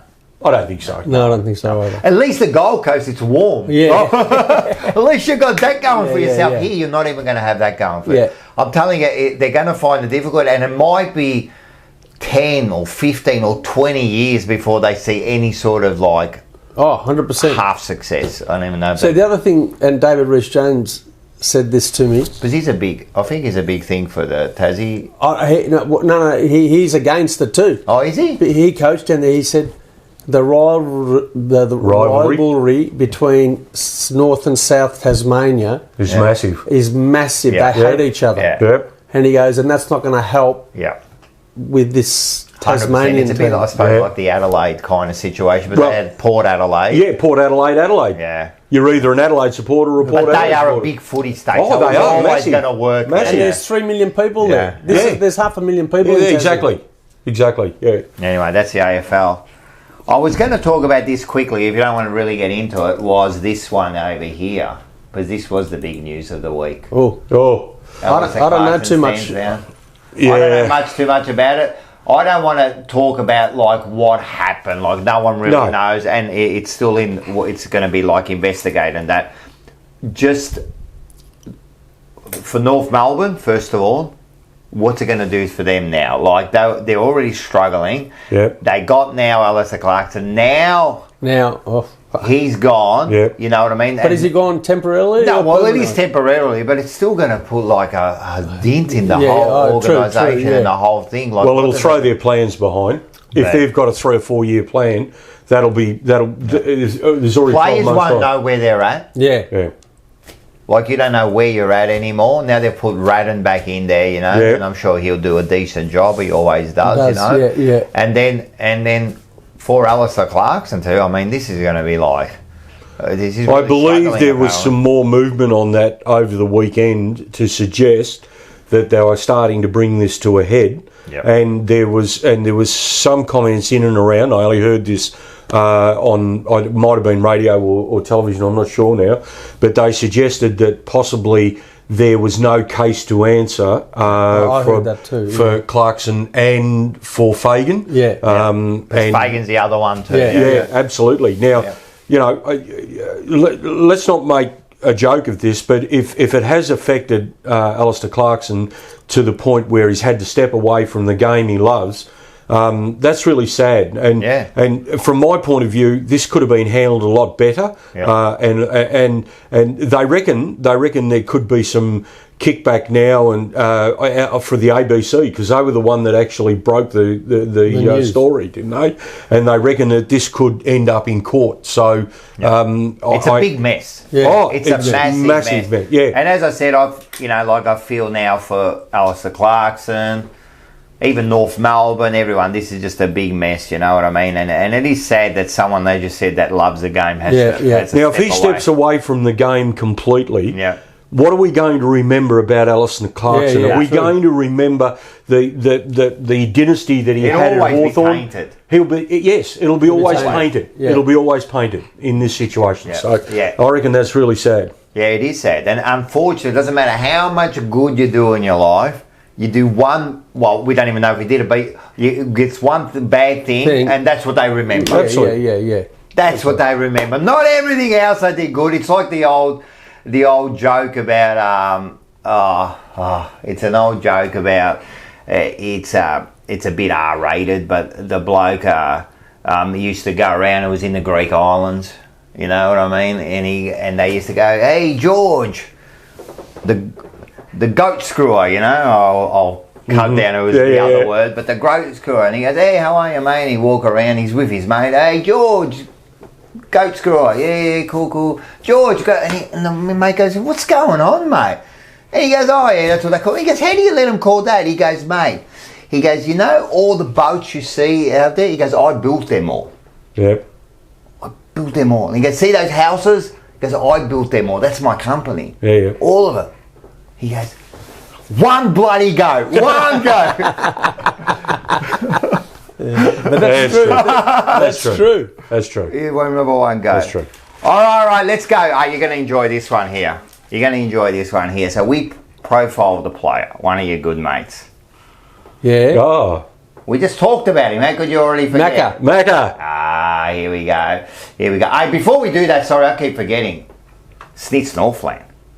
Yes. You got to go down there. You've got to go down there, guys. Have you seen this? The food is beautiful. Now, because this is the spice of life. Oh. The spice of life will certainly spice up your life. How do you like that? Perfect. Hey? Or if you don't like that one there, you can go for this one here. The status quo. Oh, so I've had one of them. Yeah, they're nice. I've had one of them. They're and good. you can get these in the burger or the wrap. Oh, the wrap for me. Yeah, the wrap's nice. Yeah, big wrap for the wrap. Status tomorrow. quo. That was a good. I'm going to go tomorrow. I'm going to get that. Hey, go down there, and you'll get the 17% off. There you go. Okay. Hey, if you say you know me, you'll get 25. Yeah, but by the time I come from Melton out to bloody Northland, it costs you $25. No, it cost me $25 in fuel. I'll have something to eat, and then by the time I get home, I'll have to eat again. Yeah, 100%. This is the Garden of Eden. Wow. Who needs apples? You got to eat it. The Garden of Eden, eh? Ah, perfect. Yeah. You know what happened in the Garden of Eden, don't you, mate? There was an apple that produced our population as we speak today. One apple. Hey, listen. Everyone, I've been showing this bloke, right, every week, right? He's our new favourite. His name is Baldassare, and he's from Italy. Oh, yeah. And he's become a household name because of the stuff he does like this. Let's have a look. Tutte belle le mamme del mondo, quanto nel cuore stringono a te. Oggi lasagna mi ricorda la mamma di Vaza. 1, 2, 3, alle 123 la lasagna di succo di Milinciani, eccola qui. Ci vediamo per la prova dell'assaggio. Auguri a He's made the tutte le mamme lasagna del with mondo. eggplant. Yeah. Now what's this? Parmesan. Buongiorno ragazzi. Buongiorno. Buona domenica. Buona festa della mamma. Buona festa a tutti quanti voi. Com'è? Oggi He says com'è, which means how is it? Oggi ho fatto la lasagna col sugo di Milinciani. Com'è? 1, 2, 3 alle 123. Buon pranzo a tutti quanti voi. Com'è? E calda, sicuramente. A little bit of Franco Costo in there, a bit. Eh? Internazionale, ragazzi, buona domenica. Good on him. Yeah. He's got like 1 million followers. Yeah. Oh, he's killing it. Oh, perfect. He's on TV, and all he does is he's probably been doing that all his life. Yeah, absolutely. And all of a sudden, I'm telling you, he makes a living out of it now. Good on him. Money, they love him. Mm-hmm. All right, let's get back to this. Peter McConville. Macca. Let's have a look at this. Very underrated. What do we got here? I can't see anything anymore. You need glasses, do you? Yeah, no, I'm bad. What do we got here? I reckon it's this one here. Let's have a look. Paddy. Here we go. Let's have a look at some highlights from him. McConville. Beautifully done. Look at that, was his first game. He won mark of the day. Yeah, he did too. Yeah. And there's McCormick, fullback of Collingwood. McConville. Update wide. Vanderhaar goes from one-handed. Oh, great play by McConville on the left. Golden square boy. Yeah. Fitzpatrick up there towards the full forward position. There you go, look at this. Coming up now. Kick a goal too, didn't he? He could. What a player. Underrated, man. Oh, he got up there. Nice ride too. Look at this. He loved the mark. I don't reckon that was a mark. No, I don't reckon that was a That was David Dench. That was over. Yeah. There he goes with his Pera. Oh, bit of skill there. Look at this. Look at him in the target. McConville in front and marks to talk. In front of Bartlett. Dooley. Didn't have the front position. Plenty of Carlton defenders and the markers dragged down by McConville. Back in the back or in the front? Oh, he just handballed to Dooley now. There's a bloke that can hit a target. Oh, well, he's played with him, so. Look at this, and then here the goals are. Jones, he gives a hand pass towards McConville. Watch this. Oh, gives him a bit of handy. And look at this, that left foot. Yeah, left foot. Bang. Hits the top. Oh, great grab. Yeah, magnificent grab. Fuck. I love this. Watch this. Bit of, shut up, get out of the way. Don't argue. Get out of the bloody road. Was that Sefter that took the handball then? McConville does it beautifully. Goes onto the right boot. Great goal. Snaps the ball forward. You know, isn't it a shame that ground is still not in amongst the bloody AFL? I know. I heard that there was supposed to be plans that there was going to be a big car park at the northern end. Sorry. No, they knocked it. The residents knocked it back. Yeah. Oh, yeah. did they? Oh, great grab. Yeah. He loved it, didn't he? He said that he just loved it. He just would go for it. Look at this. Look at the mud. Hey? No prestige. I think he may have done it. Another one. It's raining goals at the MCG. Yeah. How good was that? Gun. Do you know Gun. some of his stats? I'm going to give you his stats, right? He played 78 to 85. He played 194 games. Yep. He reckons he's played 200 because they count night games. Yep. 140 for Carlton, and he kicked 180 goals, 154. Wow. Yeah. And that's playing at both ends. Premiership player, of course, 79, 81, 82. In 78, it was the best first year. Victorian representative in 87. 17, the best and fairest in 83. In 1981, he kept Rene King to 0 goals. Yep. And Rene King was a star then. He was too. And in 1981, kicked 35 goals for the year and went to St Kilda in 86. Did he go in and kick 23 goals for 54 games? Did he come the same year you? No, he went before me a year. Yeah. Yes. He went 86. 86. Yeah. Yeah, he went in 86. I think he went. He didn't want to go. Screaming. Yeah, he kicked, kicking and screaming. Yeah, didn't he came to Carlton. Yeah. That's why him and Colo there for a while were. Yeah, not talking. He came to Carlton with his bag, and Colo goes, "What are you doing here at St Kilda?" He goes, "What?" Actually, so in the interview, he talks about that. He said he was. They assured him he was staying at Carlton. Yeah. Next minute, there's someone at his doorstep saying, "Welcome to St Kilda." Yeah. So that's it. So he works for Reward Hospitality. Yes. Yeah. Right.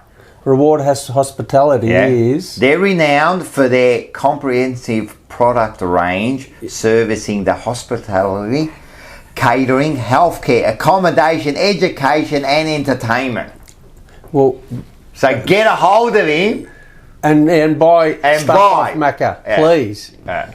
That was Major's company, Robert Dutton's company. Oh, yep. He sold it to this company Yeah. Yeah, doesn't matter, does it? Doesn't matter. So just make sure. So what we did do is we did interview him. So that comes on tomorrow night. But we got beautiful. We got a 5-minute interview here somewhere. I am losing the plot here. Anyway, what's going on, mate? Let's have a look. Everyone, let's have a look at this. I'm buried deep within a cemetery. I will fight, never weary. I wanna be legendary. Till I'm dead and buried deep within a cemetery. I will fight, never weary. I wanna be legendary.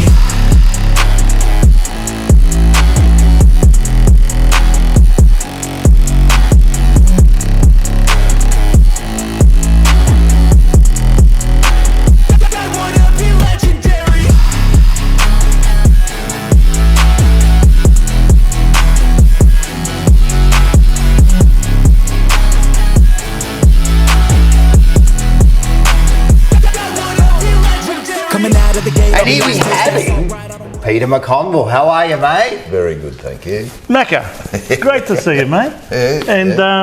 Thank you very much for giving us your time to be able to go over the the wonderful highlights of your distinguished football career? Yeah, it'll be interesting, this. Let's hope the memory's good, because it was a while back now, wasn't it? Yeah, it was quite a long time ago. 1990 was your last game, was it? Yeah, 1990. Yeah, that was the last game, yeah. Yeah, but that means that you had 13 seasons, because you played your first game in round 1 of 1978 for Carlton. 78. And you bypassed even the reserves and got straight into the senior team. How did you manage to do that? Well, what happened was Ian Stewart was the coach. And, that would have been a baptism of fire for you. Yeah, it was. Yeah. Yes, it was. No, actually, I was in Bendigo and I was digging a trench. I was a plumber. I was digging a trench with the old man, and Ian Stewart pulled up and said, come down and start, train with us, see how you go and all that sort of thing. Just like that? He just come up to you? Oh, he knew where I was working. Oh, yeah. He found it and said that. And then... then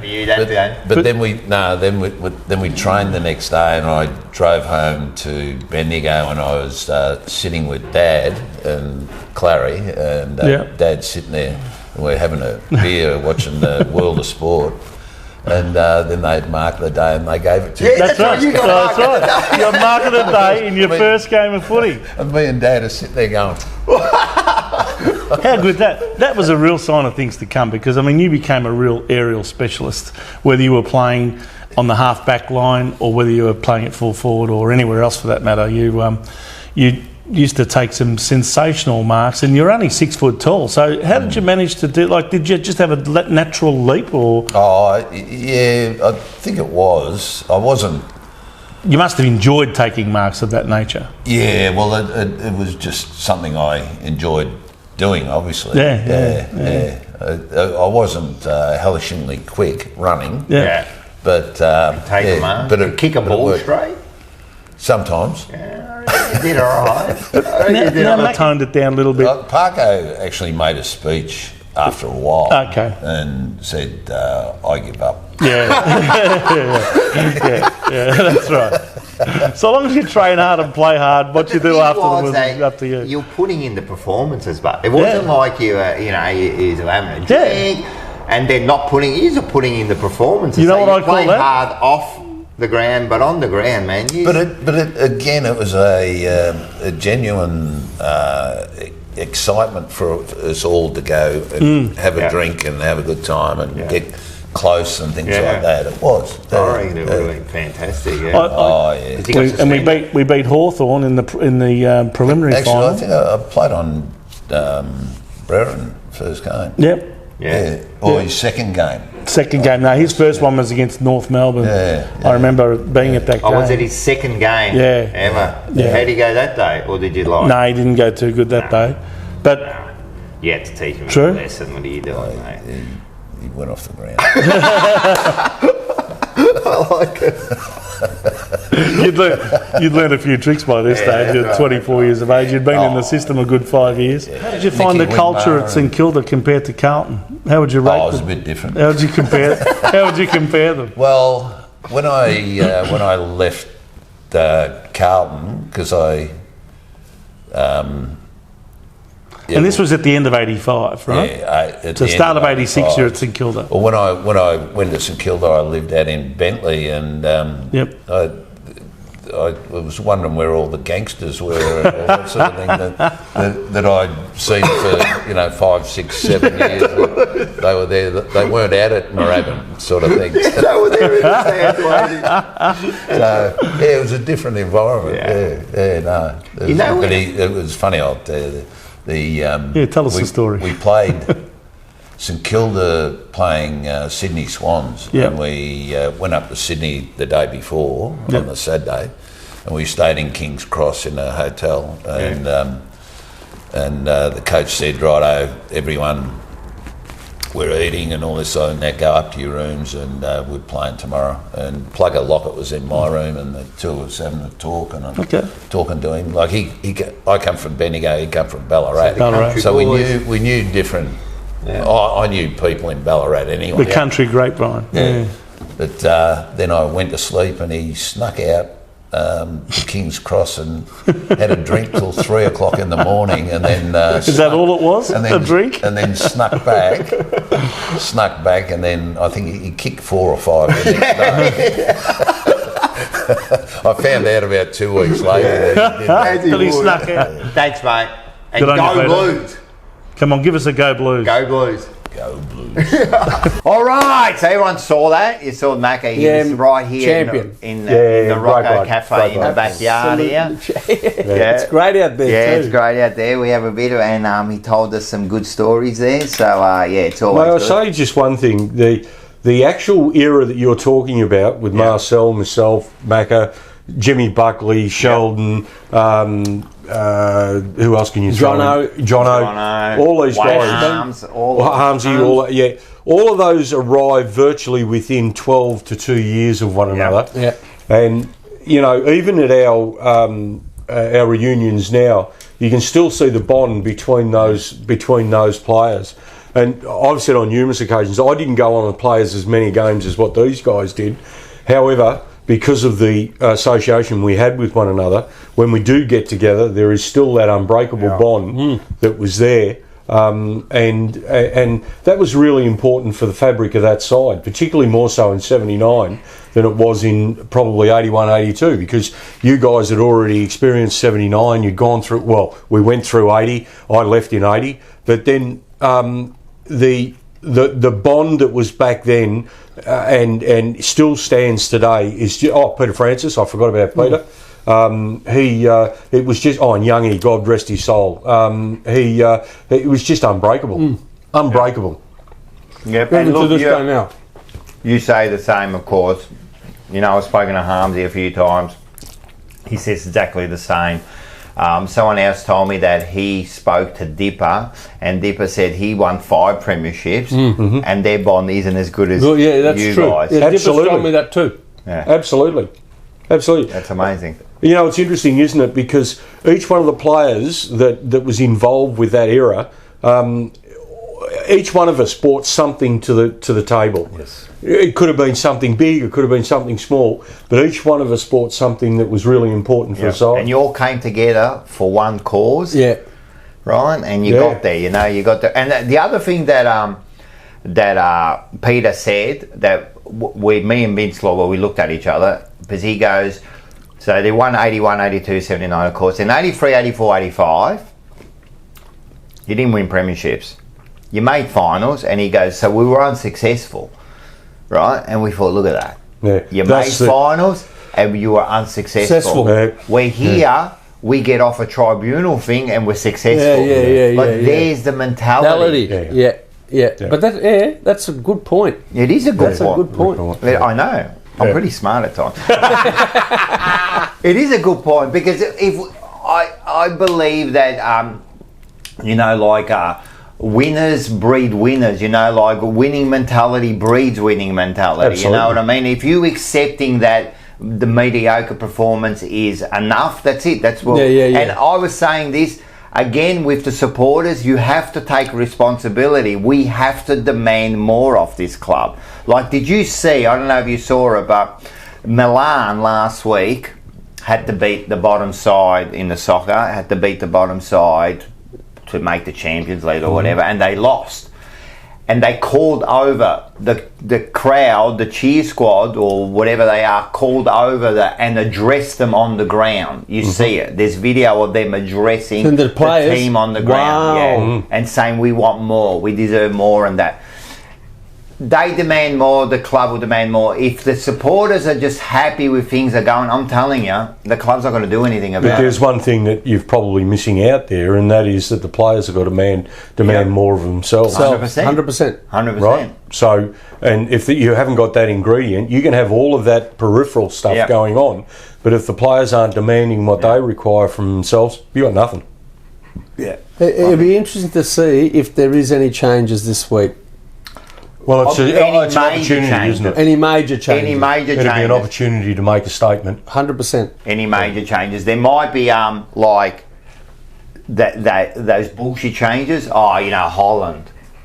Yeah, so what? Yeah. The kid needed a rest anyway. But is there going to be like, weedering, someone that needs, man, like, they won't do it. They just won't do it. They will not do it. We'll see. But it'll be interesting. You know, another thing you were saying the other day, or yesterday, and I agree with, I don't think Vossi's coaching the way he wants to coach because he's got pressure from above now. I think he's coaching safely. Games. So that's why they do things like put in Kerno and they don't do it because he's being safe about it. How about you go, right, Voss, this is your team, win or lose, you do whatever you want to do. Take the game on. We got Voss. When we hired Voss, we hired him for the player he was, for that aggression, that sort of player. I don't think we've got that Voss at the moment. We've got a not the best version of Voss. Not the best version of Voss. We haven't got. We should let him go and go, right, this is the way you play. Let's play it like that. They're just not playing the way Voss used to play. No, it's uncharacteristic. That's definitely uncharacteristic. That's it. All right, let's do this one here. All right. Unforgivable.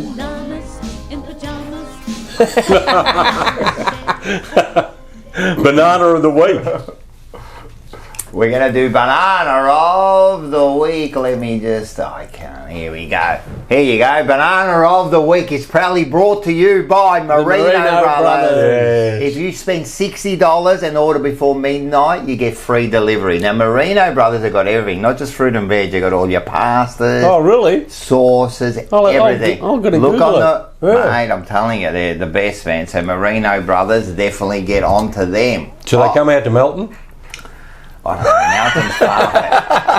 Melton's far. Melton's far, mate. Melton's far. Yeah, we do have electricity out there, by the way. It's far for everybody, man. Like, seriously. We actually came down we had a dinner and we went to we went to Tabcorp Park. I had to leave the night before just to get Is that good there, Tabcorp Park? Yeah. Oh, it's not bad. It's not a bad venue. Yeah. If you've got the trots out there and stuff like that, it's pretty good. I had a fun night. The meal was all right, you know, but we had a few drinks and we watched a few races. Absolutely. No, it was good. That was where I first met you and your partner, obviously, and Vince and Tanya. We did the interview first. Ah, that's right. We did too. It was the second time we met. So we met everyone. Paul and that come down. We did the promo. That's right. Best promo of the year, that was. I have no part to play in that. Anyway, everyone gives out bananas, so yep. Do you want me to start? All right, go. Yeah. Okay. I'm sorry about this, Jacob, but you got my banana for this week. A little bit disappointed in your performance, and you made a couple of errors that costed in gold. So hopefully next week we can come back bigger and stronger. I believe in you. You should believe in yourself. But this week, unfortunately, you get the banana off. There's nothing wrong with getting a banana. It only means, you got to strive to be better now. Don't get the banana 2 weeks in a row. Eh? 2 weeks in a row, it means you're in stride, aren't you? Well, I've got my banana here, and I reckon that I should give it to McGovern. I think McGovern's performance in the last probably 4 to 5 weeks has been below par. We tried to make a forward out of him. It didn't work.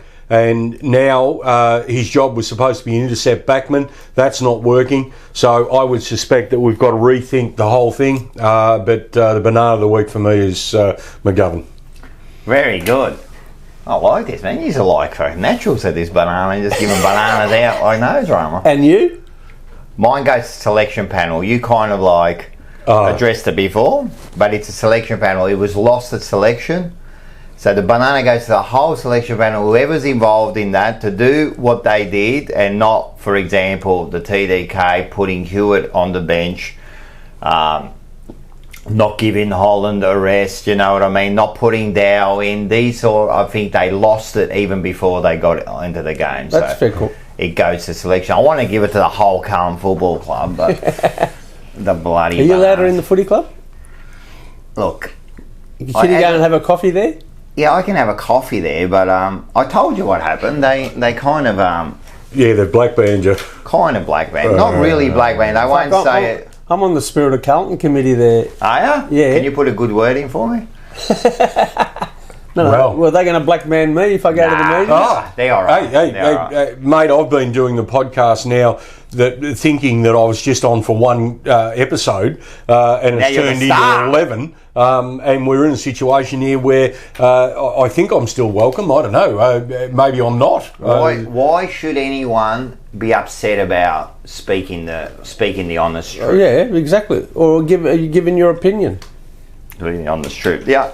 But it doesn't matter, Rocco, whether it's a passionate supporter like yourself or a past player like me and Marcel. At the end of the day, yes, we all have our own opinions. Yes, we mightn't agree on all of the points, but our heart is in the best possible 100%. Place for this club. We want success. We need success. We crave success. You know, we're over 30 years since we've had some success in this place. Yeah. Or a little bit less than 30. My maths is not it's great. The longest, 28. It's the longest drought. Yeah, longest drought. Carlton, you think about Yeah. it. And look, you know, if the Carlton media people are watching this podcast, for goodness sake, you know, whilst we're past players, please understand that all we're trying to do is we're trying to get the best for the club, and at the same time we would like to see some changes made. We would like to see some opportunity there for the club to move forward rather than stagnate like it has. 100%. Paid political announcement, is it? But you know another thing, for you to come out, right, and have your say, right, what does that say? For you to come out and have your say and be upset about it, that says how passionate you are about it. Or actually just say, I don't give a shit and walk away, but you don't. The past players are coming out and you know, they're saying what they feel, and I think that says a lot. Well, Kuda said that. Kuda said that today. Kuda's heard him. I was lucky enough to play in 3 premierships with this great club. I'd be happy with that and walk away, but I want to see another premiership. 100%. Yeah. 100%. I want to be love the jumper. You love the club. I love the club. Like me, it's hurting me seeing where we are now. How we're just dropping so low now. Like we are one of the. I'm telling you, we're a bottom 4 side in all aspects. Maybe membership and all that. You can say we're top 4 and that, but really. Well, no one cares. We really should have 120,000 members as Carlton as a club. We got the most supporters around Australia. Yes, we have. And you made the point in one of the discussions we had. Carlton supporters are very, very loyal. Oh yeah, right. Yeah, even if we're having a shit time of it, and everyone, you know, might bloody will get up in arms and you know hates the joint for 5 minutes, but you turn up next week, you pay your money, you bloody will, you know, you expect. Some value for the money that you pay. I mean, 100%. You know, everyone finds it hard to make ends meet nowadays, and you know, give us something to bloody well hang our hat on. Don't be in a situation where you're going to be in the safe zone for the next bloody 10 years, because that's not going to cut it. That's not going to win you premierships, and it's not going to be a successful side. My warehouse out at Thomas, let's say your warehouse, fabulous. Alex Marcus, fabulous warehouse sales. Key on Parade, Thomas Down, number 22. No, every Saturday, come and see. Yeah, every Saturday, 10 till 3. No. But Rocco, seriously, the amount of Carlton supporters, and thank you for your support too, that come out there, dressed up in their Carlton gear, and they're looking at me and going, "Are we going to win this week?" I know. Like they want success. They want to see. They crave it. They crave it, and you know they're passionate supporters that the club. The players, the coaches, the assistant coaches should be saying, come on, let's do something to 100%. It's about the supporters. And I said this, you know, after the game last night, so I got my son, he's a real passionate Carlton supporter, and he's really, like, we always talk about it. It's a good thing, you know, and we'll always love it. And my daughter too. My daughter's very passionate, you know, like her boyfriend's Collingwood, and I don't understand how that really is working out. That's no good. I don't like it. I know, man. I've got a wife that's Collingwood. I don't get it. But anyway, so when we jumped in the train, like, we're coming back, so we were there, everyone's in the train, and my son's head was down, my daughter's head was down, all the Carlton supporters, we were like embarrassed. Because we're in the train with Collingwood supporters, they're all talking, maybe singing the song. We were embarrassed. Think about that, Carlton. we were embarrassed, man. We used to be a proud club, and now we're embarrassed. And I'll give you an example. When people ask you now, well, ask me, not so much you guys, who do you barry for? You go, Carlton. Where we used to go, who you barry for? And you go, the Blues. Yeah. Now you go, Carlton. That's what you've done to us. You've turned us from that to that. Think about it.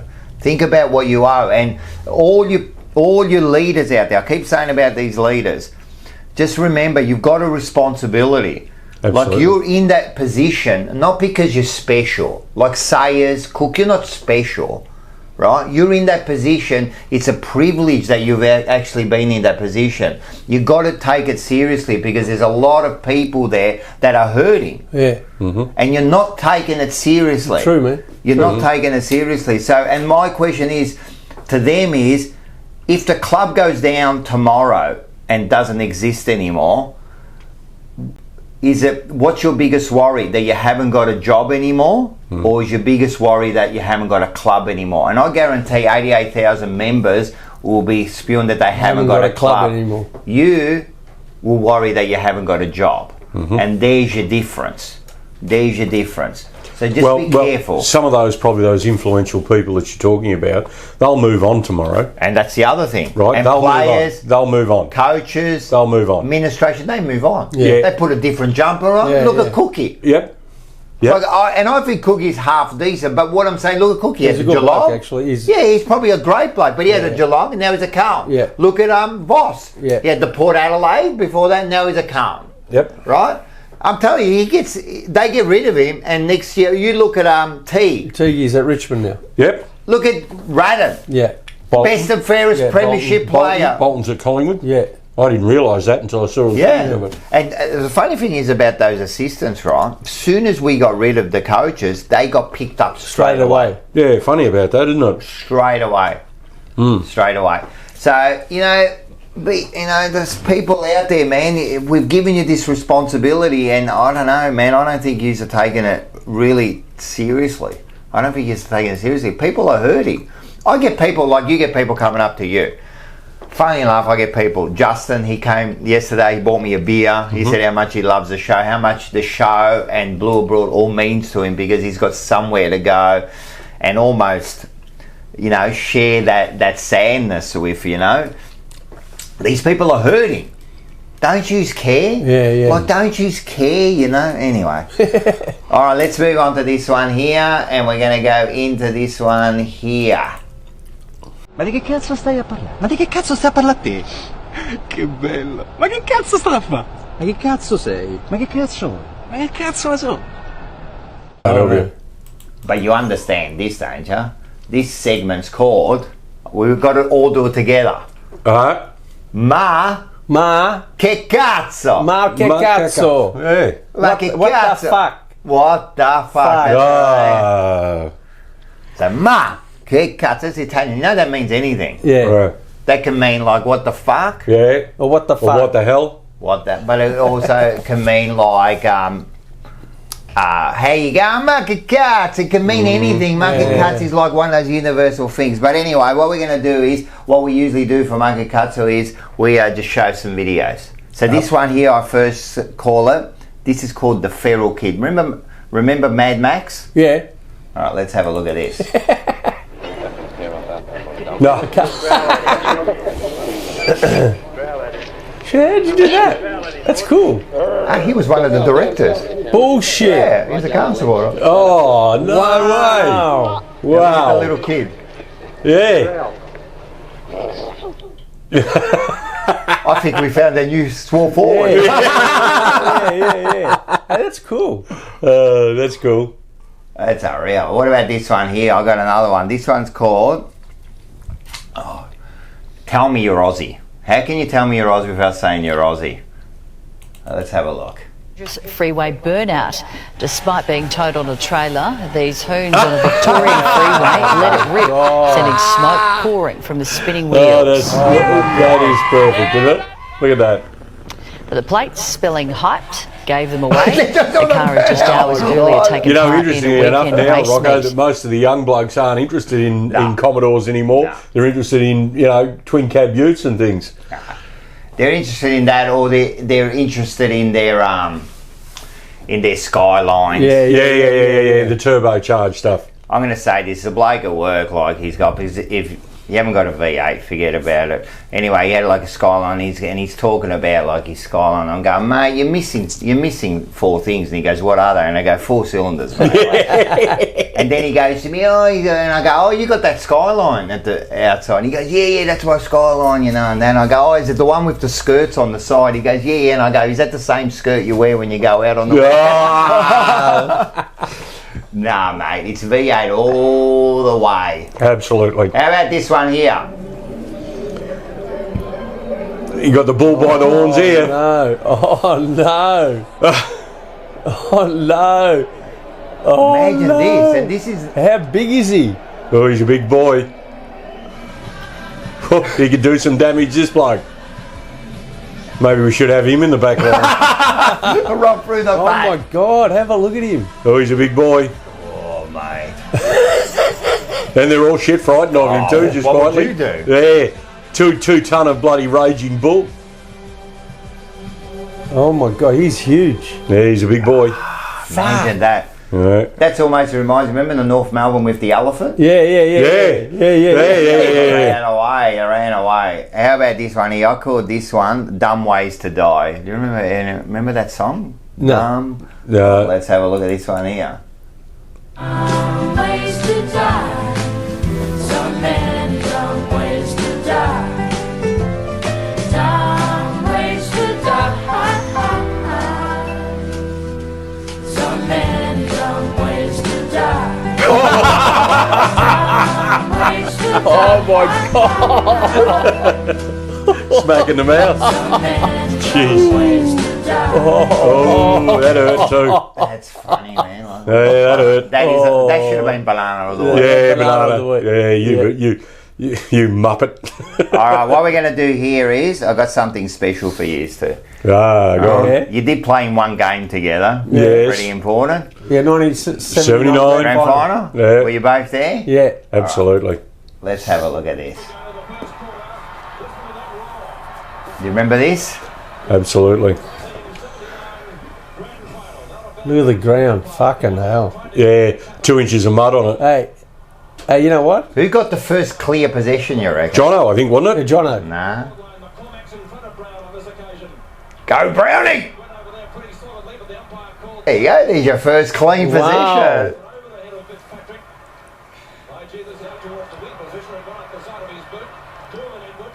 Oh, Well good body done, use. Julie. Oh, that's holding the ball. Yeah. Oh, great tackle, Jimmy Buckley. What's Jono? Yeah. Actually, if you remember this game, Russell Olsen was toweling us up in the middle. Yeah. And he was having a blinder until Paddy Keogh bloody dropped him. We might have a look at that. That might be in here somewhere. What happened there, mate? You're just like, what happened with the defence there? That was almost like the Carlton of old, the Carlton of now. But anyway, Mate, you the ground were was looking in fucking- trouble here because they kicked the first 5. You kicked like 7 points. Yeah. You couldn't buy a goal. If you remember the half-time address, Yeah. you blokes going to run There you away. go. Oh. Yeah, that was Paddy. Yeah. Now it's on. Now, Jezza got us a quarter time Yeah. and said someone's got to get him, and Paddy goes, I'll do it. Yep. He got it. He got 4 weeks for that too, didn't he? Yeah. But he got premiership. And Russell was stuffed after that. He never got a kick after that. Well, you're not the first person that said like that made a huge difference. Oh, massive difference. But there you go. Now there's What happened there? Brewer. Yeah. I actually ended up on him in the back did you? line. Yeah. He did nothing after that. Oh, here he goes. Squiggy. Yep. Was that the move that he went into the middle? Yep. Yeah. And Jezza put himself in the back points, pocket. man. You were like, seriously, this was looking dire straits here. Yeah. Yeah, but here we go. Sheldon, he was a ripper, wasn't he? There you are, look at the young Marcus. Yeah. Here we go. Fitzy, Commissioner. Here we go. Sellers. Bang. Thank you. There he goes, but always there, celebrating. I love it. Yeah. Here's another one. Jimmy. Oh, just grab it. We hit the front here. Yep. That was the one that hit the front after being 30-something points down. Absolutely. There you go, doing the right thing. Clompy, yes. Sellers. He was a fucking gun player too, McClure. Fuck. New South Wales Welshman, Mark McClure. Who? You know what happens here? Hey, Percy! Actually, I think I was up the back line when this was going on. Yeah, no, you would have been because you would have been still in the back line, I reckon. Oh, here we go. Marcel, Peter Francis. Francis, how good was this bloke too? You know, look at this the first quarter and a half of this game, he gave Anderson an absolute bath on fucking the wing. goal. You know, Peter Francis was. Carlton wrecked him. Oh yeah. He never wanted to leave. No, I know. No. Oh, Bomber. See that running at pace. Yeah, running That's at pace. what we need now. We haven't got that. Running at pace. Oh, he was. Oh, mate, Swanee. this guy was a gun. Swanee.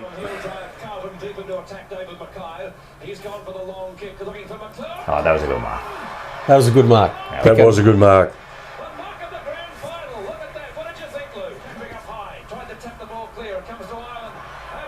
Look at the grounds. Yeah, I know. Hey, the guys they play on now. Yeah. And they and they whinge. Yeah, they do. Fucking have a look at these grounds. Well, you worry here. They come back. There was only 5 points of difference now. Yeah, 5 points of difference. Yeah. That was when Jezza did his ankle. That's when he did his ankle. So now you're on the other side. You're about to run off. No, I was just about to come out. Yeah. And they took him straight off behind the point post there. Yeah. Actually, I love the way they just grab him like there was no threat to those. Yeah. No, get him off. Yeah, that hurt him. They're talking about you, Look at this. Here we go. This is a superhuman feat. Fair dinkum. Yeah. It still amazes me that. Showing in the right spot. It's amazing that 230,000 people were in that pocket. Yeah, Everyone's got an opinion, hasn't it? Harmsy, Harmsy was in a situation where if you were a Collingwood supporter, it was out. If you were a Carlton supporter, he loved it was it in. too. Actually, Edwards didn't play a bad game that day. Yeah. That now puts you 5 points. They just you're 5 points in front now with that goal. So it was only like a couple minutes to go. There you go. Come on, clear! Oh, just got pushed at the wrong time, mate. Yeah, fucking. McCormack. There you go. How was that feeling? That's your first premiership for you two? If I had to be brutally honest, I probably didn't understand the significance of this for many, many years until later on when the significance of it actually finally hit home for me. It was not only an honour but a privilege to be amongst those group of blokes and to actually share that significance of that grand final. So would you say, like, of course you're young, like you don't appreciate it till later on? Well, I was 20 at the time, right? What were you, 19? 21. Oh, you were 21. So you must be just in front of me, are you? How old are you? I'm 64 now. You're going to be 65 when? October. You're early in the year. I'm July. Yeah, so you were a little bit before me. Yeah. A few months, So I was still 20 and 200 odd games or 200 odd days, but the significance of that, it probably didn't hit home until later on in life for me, and as a result of that, I probably didn't enjoy it as much as I should have. Do I regret that? Probably not. But you got no choice. Like at the time, like you say, I should have appreciated it more and that. But at the time, you just It was at that stage of your life. You're 20 years old, like. Well, I was 20 years old and had 2 kids. Yeah. You know, I was married at 18, so I mean, you know, he was too. Yeah. my celebrations weren't the same as these guys. Yeah. I mean, I was home at 12 o'clock on the night of the grand final. Right. You know, tucked up in bed. Yeah. You know, these blokes might have partied on and stuff like that. But you partied on. Yeah, I partied on. Yeah, and rightly so too. It's horses for courses, but of course, you know, it probably paled. The significance of it wasn't as important to me back then as what it is today. Yeah. Yeah. No, I can see that. Like, I think we're all the same. Having said that, though, I must admit, these guys have made me feel like I was really a part of something really, really special. And, you know, in our reunions and things like that, and Marcel will tell you, you know, I'm probably one of the quietest blokes going around. Oh, bullshit. Bullshit. Oh, mate, those reunions, especially the ones just with the players, you know, like you have a reunion, that would be like fantastic. It was a couple of weeks ago. Yeah, you were saying. It was beautiful. Yeah, no, it was. I really loved just it. the laughs. It was great. Yeah. Just the laughs, the stories. Yeah, it was good. It was very stories. good. Well, I mentioned, you know, Scotty Howe before. Yeah. Now, but me and Marcel hadn't seen Scotty for, you know, probably 35 or 40 years. Yeah. But he was a significant part of what happened. David Parkin gave him a specific job that day in that grand final, and he played it to a T. To a T. Right? And, you know, we just lost... help me here, mate. Bortolotto. Yeah. Right? Now, David Parkin said at one of the... I think it was Spirit of Carlton. Bortolotto, didn't he? Yeah. Right? He said, there is one player that I would spend a dinner with every night of the year if I had to, and that was Mario Bortolotto. Yeah. Right? And why did he do that? He got clobbered. Was it you that got clobbered? Yeah. And Mario 82. turned around. I don't know 82. who he belted. Who did he belt? Cloak. He went around and went... He was asked, because actually, so this is no secret, because we interviewed Parkin. Yeah. And he told us that story. Yeah. Absolutely. He told us that story.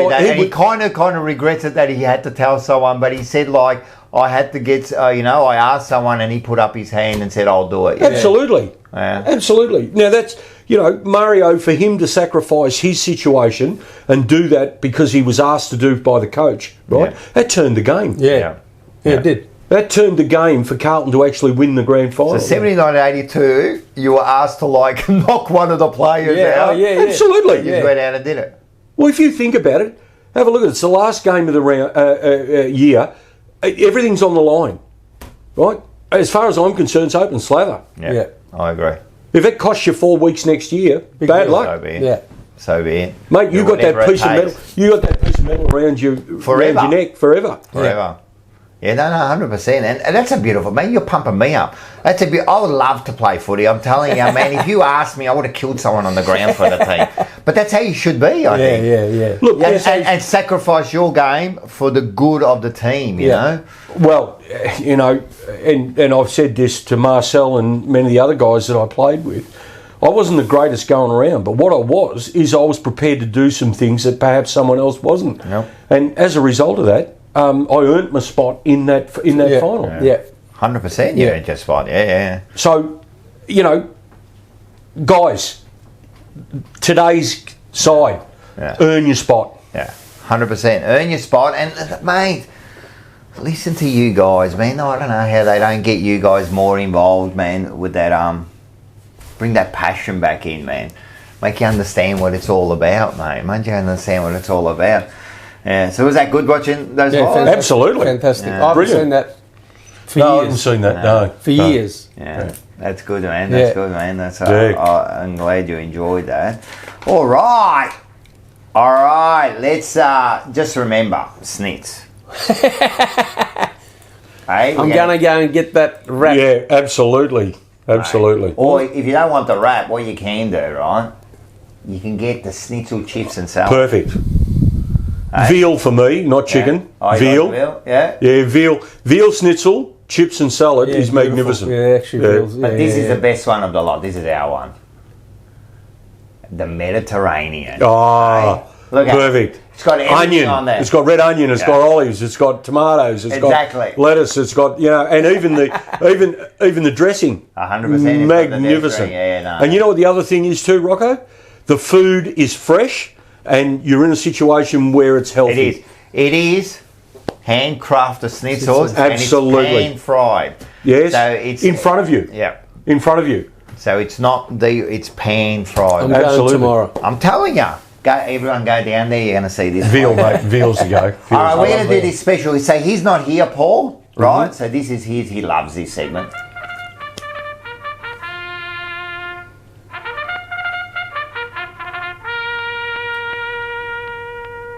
Paul's call. Now, you know Paul. Yeah. You know he works on SEN. He's SEN's very own, overnight. Oh. Yeah. Ah. You don't have stuff around here, mate. We got all the big names here. Oh, so he does the night thing. Yeah. With Manton, is it? Shit. No, it's 3AW. Oh, 3AW. So Paul is the overnight crowd. He does the overnight crowd 5 days a week. Wow. Yeah. So, Wow. no, we get all the big people here, mate. Perfect. So his thing. So, and I like to say that it was because of the jumper punch, right? Because have you heard his calls? No, I'm telling you, one day he will be the premier football caller. Really? He's fantastic. Wow. And racing too. He does both. Is that the young bloke that I met out at Tabcorp Park? The one that was doing the trots in Mildura and places like that? No, that's Luke. Oh, Luke. Sorry, Luke's the caller, but Paul also does calling. Yeah. But now he works professional. But when we did the first ever jumper punch, I put it on him. And I said, Paul, do us a call, right? So what I've done is a special treat for everyone. We're going to go back 3 years, and we're going to go back to the original Paul's call. So have a look at this. Perfect. All right, now we've got a special thing. I know this is a bit like, without any notice. Is that what you say? Without any notice. Now, we have got one of the premier callers. Now, what I'm going to do, I'm going to give you a bit of a challenge. What we're going to do is, Blue Broad, we're playing in next week's game, yeah? Oh boy, yes. All right, the Blue Broad people, everybody in the Blue Broad that you could think of is playing in next game. You're going to call some play. We've got a couple of minutes to go. Let's do this. Oh, here we go. All right, here we go. Let's go. 30 seconds left. Mark Mad Dog's Mia and he's barking instructions out on the sidelines. He's going berserk. He's got the 1 minute sign held up. The Blues need to move the ball forward. Terry in the middle of the MCG. He's got Pommy to his left. He's got Mars to his right. He goes to Pommy. The handball received by Mars. The Blues go long inside 450. Paul goes up. He couldn't take the mark. 15 seconds to go. Rocco picks up the crumbs. Right foot snap and comes. 11-77. This is unbelievable. They've hit the front by a point. Port Adelaide 11-10, 76. Incredible by the Blues. They're going to hold on. 7 seconds to go on the MCG, and Rocco's kicked the winner. I love it, mate. It's been my dream for a long time. I just kicked the winning goal against a scumbag, mate. I love it. And Mad Dog's Mark Meavan's going berserk on the sidelines. He's gone berserk. I love it, man. That was fantastic, man. That was the best, man. And you just come up with that on your face. That is amazing, mate. Hold on, I just had a head rush. I'm alright. Hey, imagine you've got to do the whole thing. I'm okay. I'm alright. Alright, listen. I'm telling you, Fox Footy in that, man. Seriously, take a look at this, mate. Take a look at this. I'll sign the dotted lines. Take a look at this. But just quietly, I'm not going to name them. There's a couple on there, seriously, mate. I turned down the volume anyway.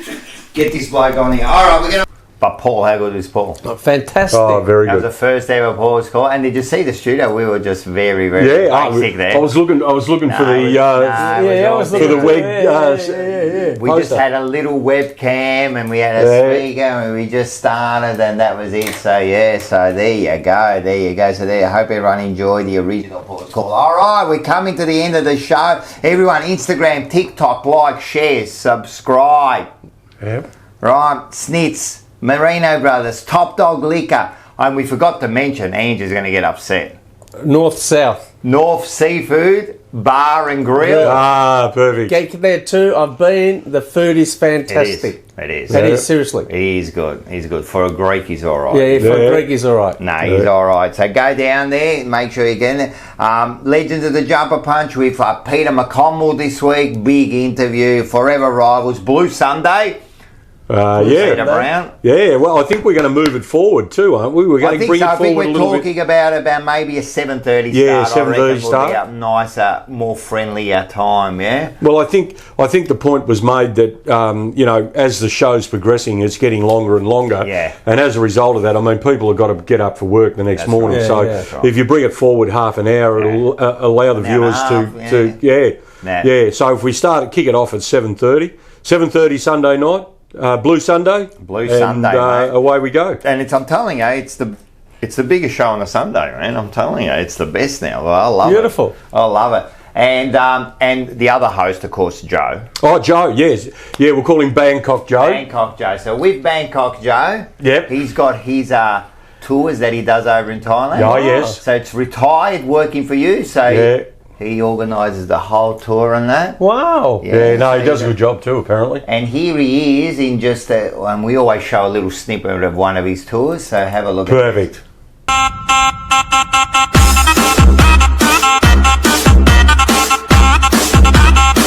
The start of the walk. We got about a third of the group behind us.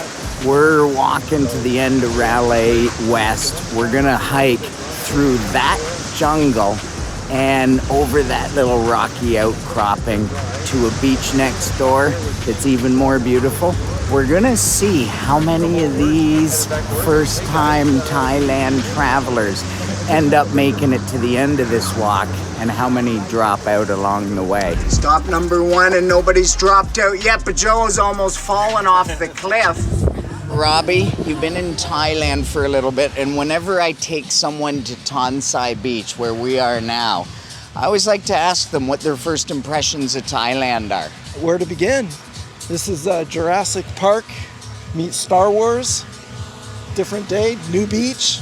I think Thailand has a lot more beaches to offer than just 365, so we're gonna have to hurry this up and get to other beaches. And what made your decision to come to Thailand? Look at the videos. That's easy. Just look at all the content out there. Try to find a content creator that has anything bad to say about Thailand. I couldn't do it in 2 years. Does the reality live up to the expectations that you found in those videos? Far beyond. The videos are great as it is. When you get here in person, just take it up a couple more levels. Got some weed growing there. This is the vehicle that's going to take us to Khao. I'll be driving, Peggy's navigating. Now the 10 people are in the back. If you walk up behind Tonsai Beach, what you're gonna find is a derelict hippie commune that at one day used to be hustling and bustling and probably quite smelly like dirty hippies. It's hot, it's sweaty, but we still have every single member that started the hike. I'm proud of you guys.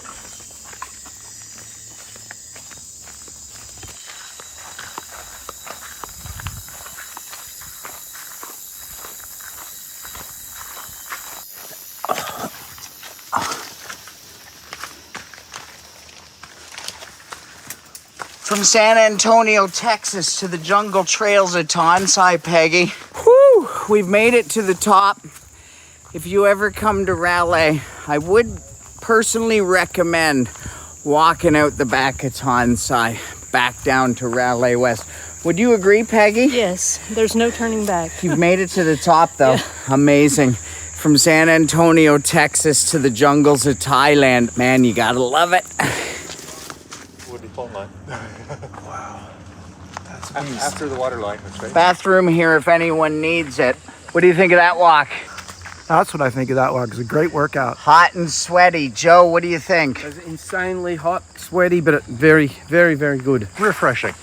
Would you do it again? Yeah. Actually, yeah. Would you recommend that people do it if they come on this tour? Proper footwear and yes. Or should they just stay at the beach and drink beer? Well, there's no wrong answer to that. Jungle love. Huh? It's jungle love. That's right, jungle love, baby. I would say that you want to do it, but hey, you can't go wrong sitting at the beach and drinking beer. So flip a coin either way, you win.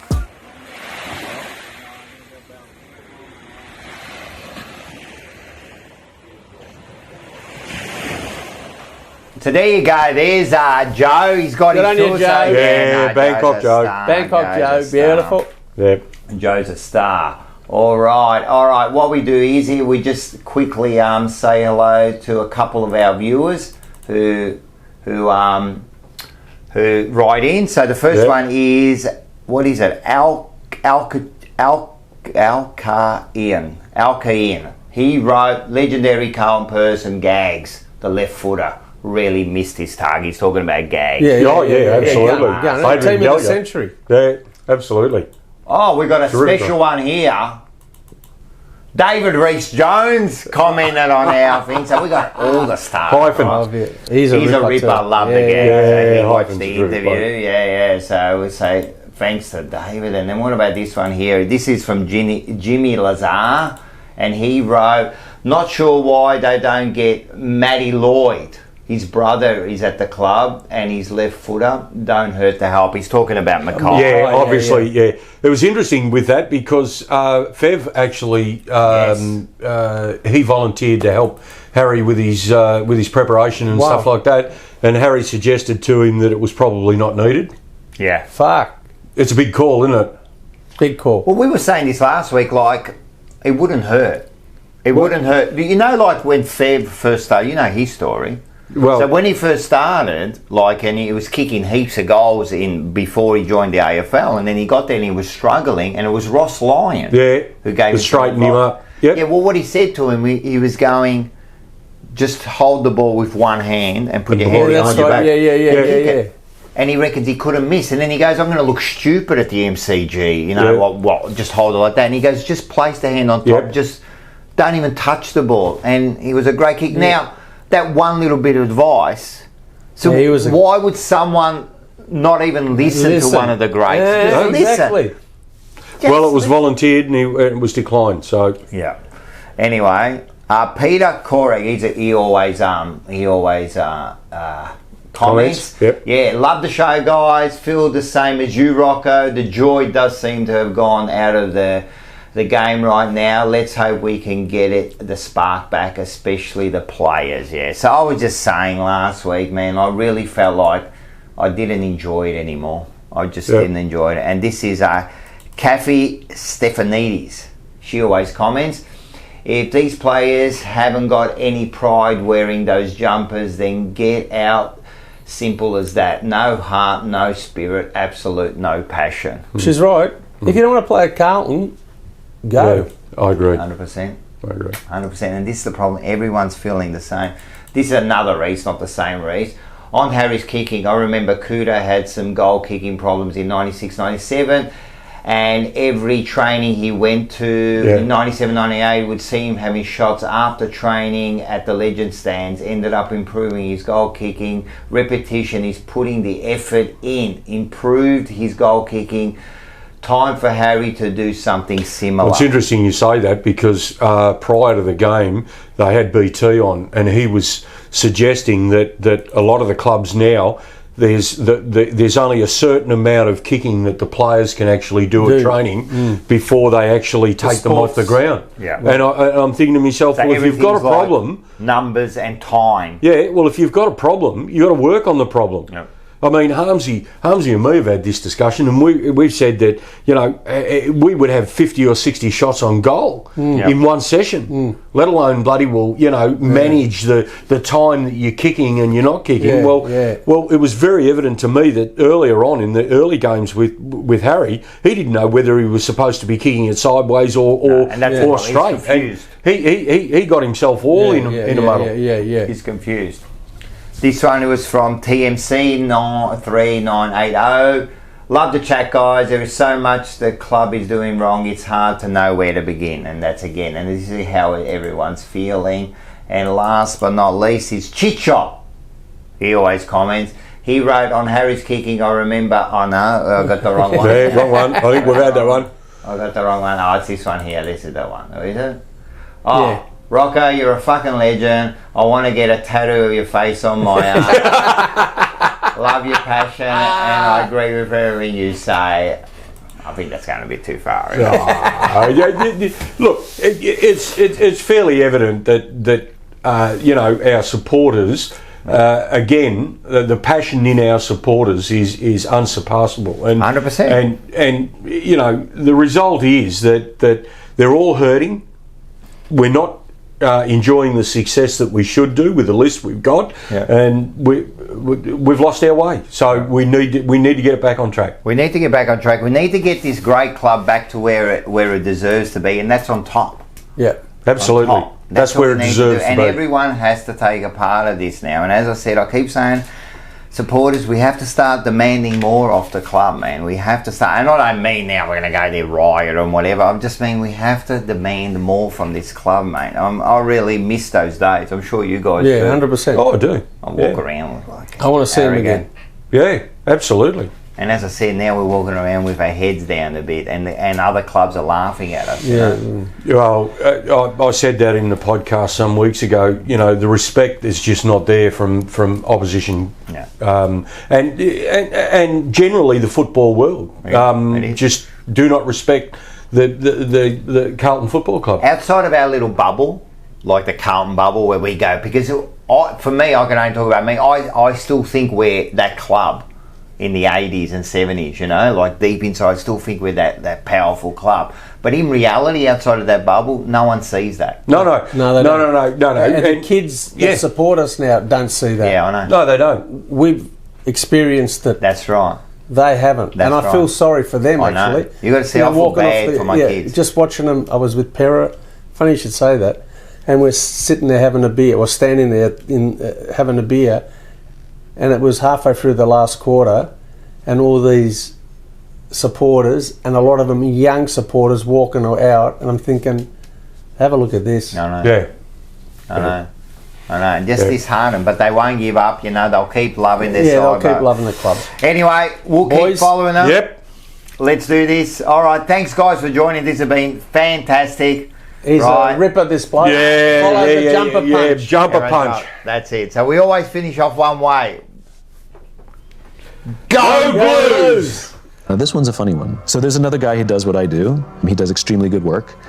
I hate him. I haven't whenever his name comes up, it drives me nuts. Like, people bring it, like, we hired him, and I was like, good. Because I hate him, I'm really competitive with him. If I'm ahead, I've got this like smug feeling, and if he's ahead, I get really pissed off. So anyway, we had the opportunity to speak at the same event, and the interviewer thought it would be fun if we introduced each other. I went first, and then I looked at him and I said, you make me really insecure.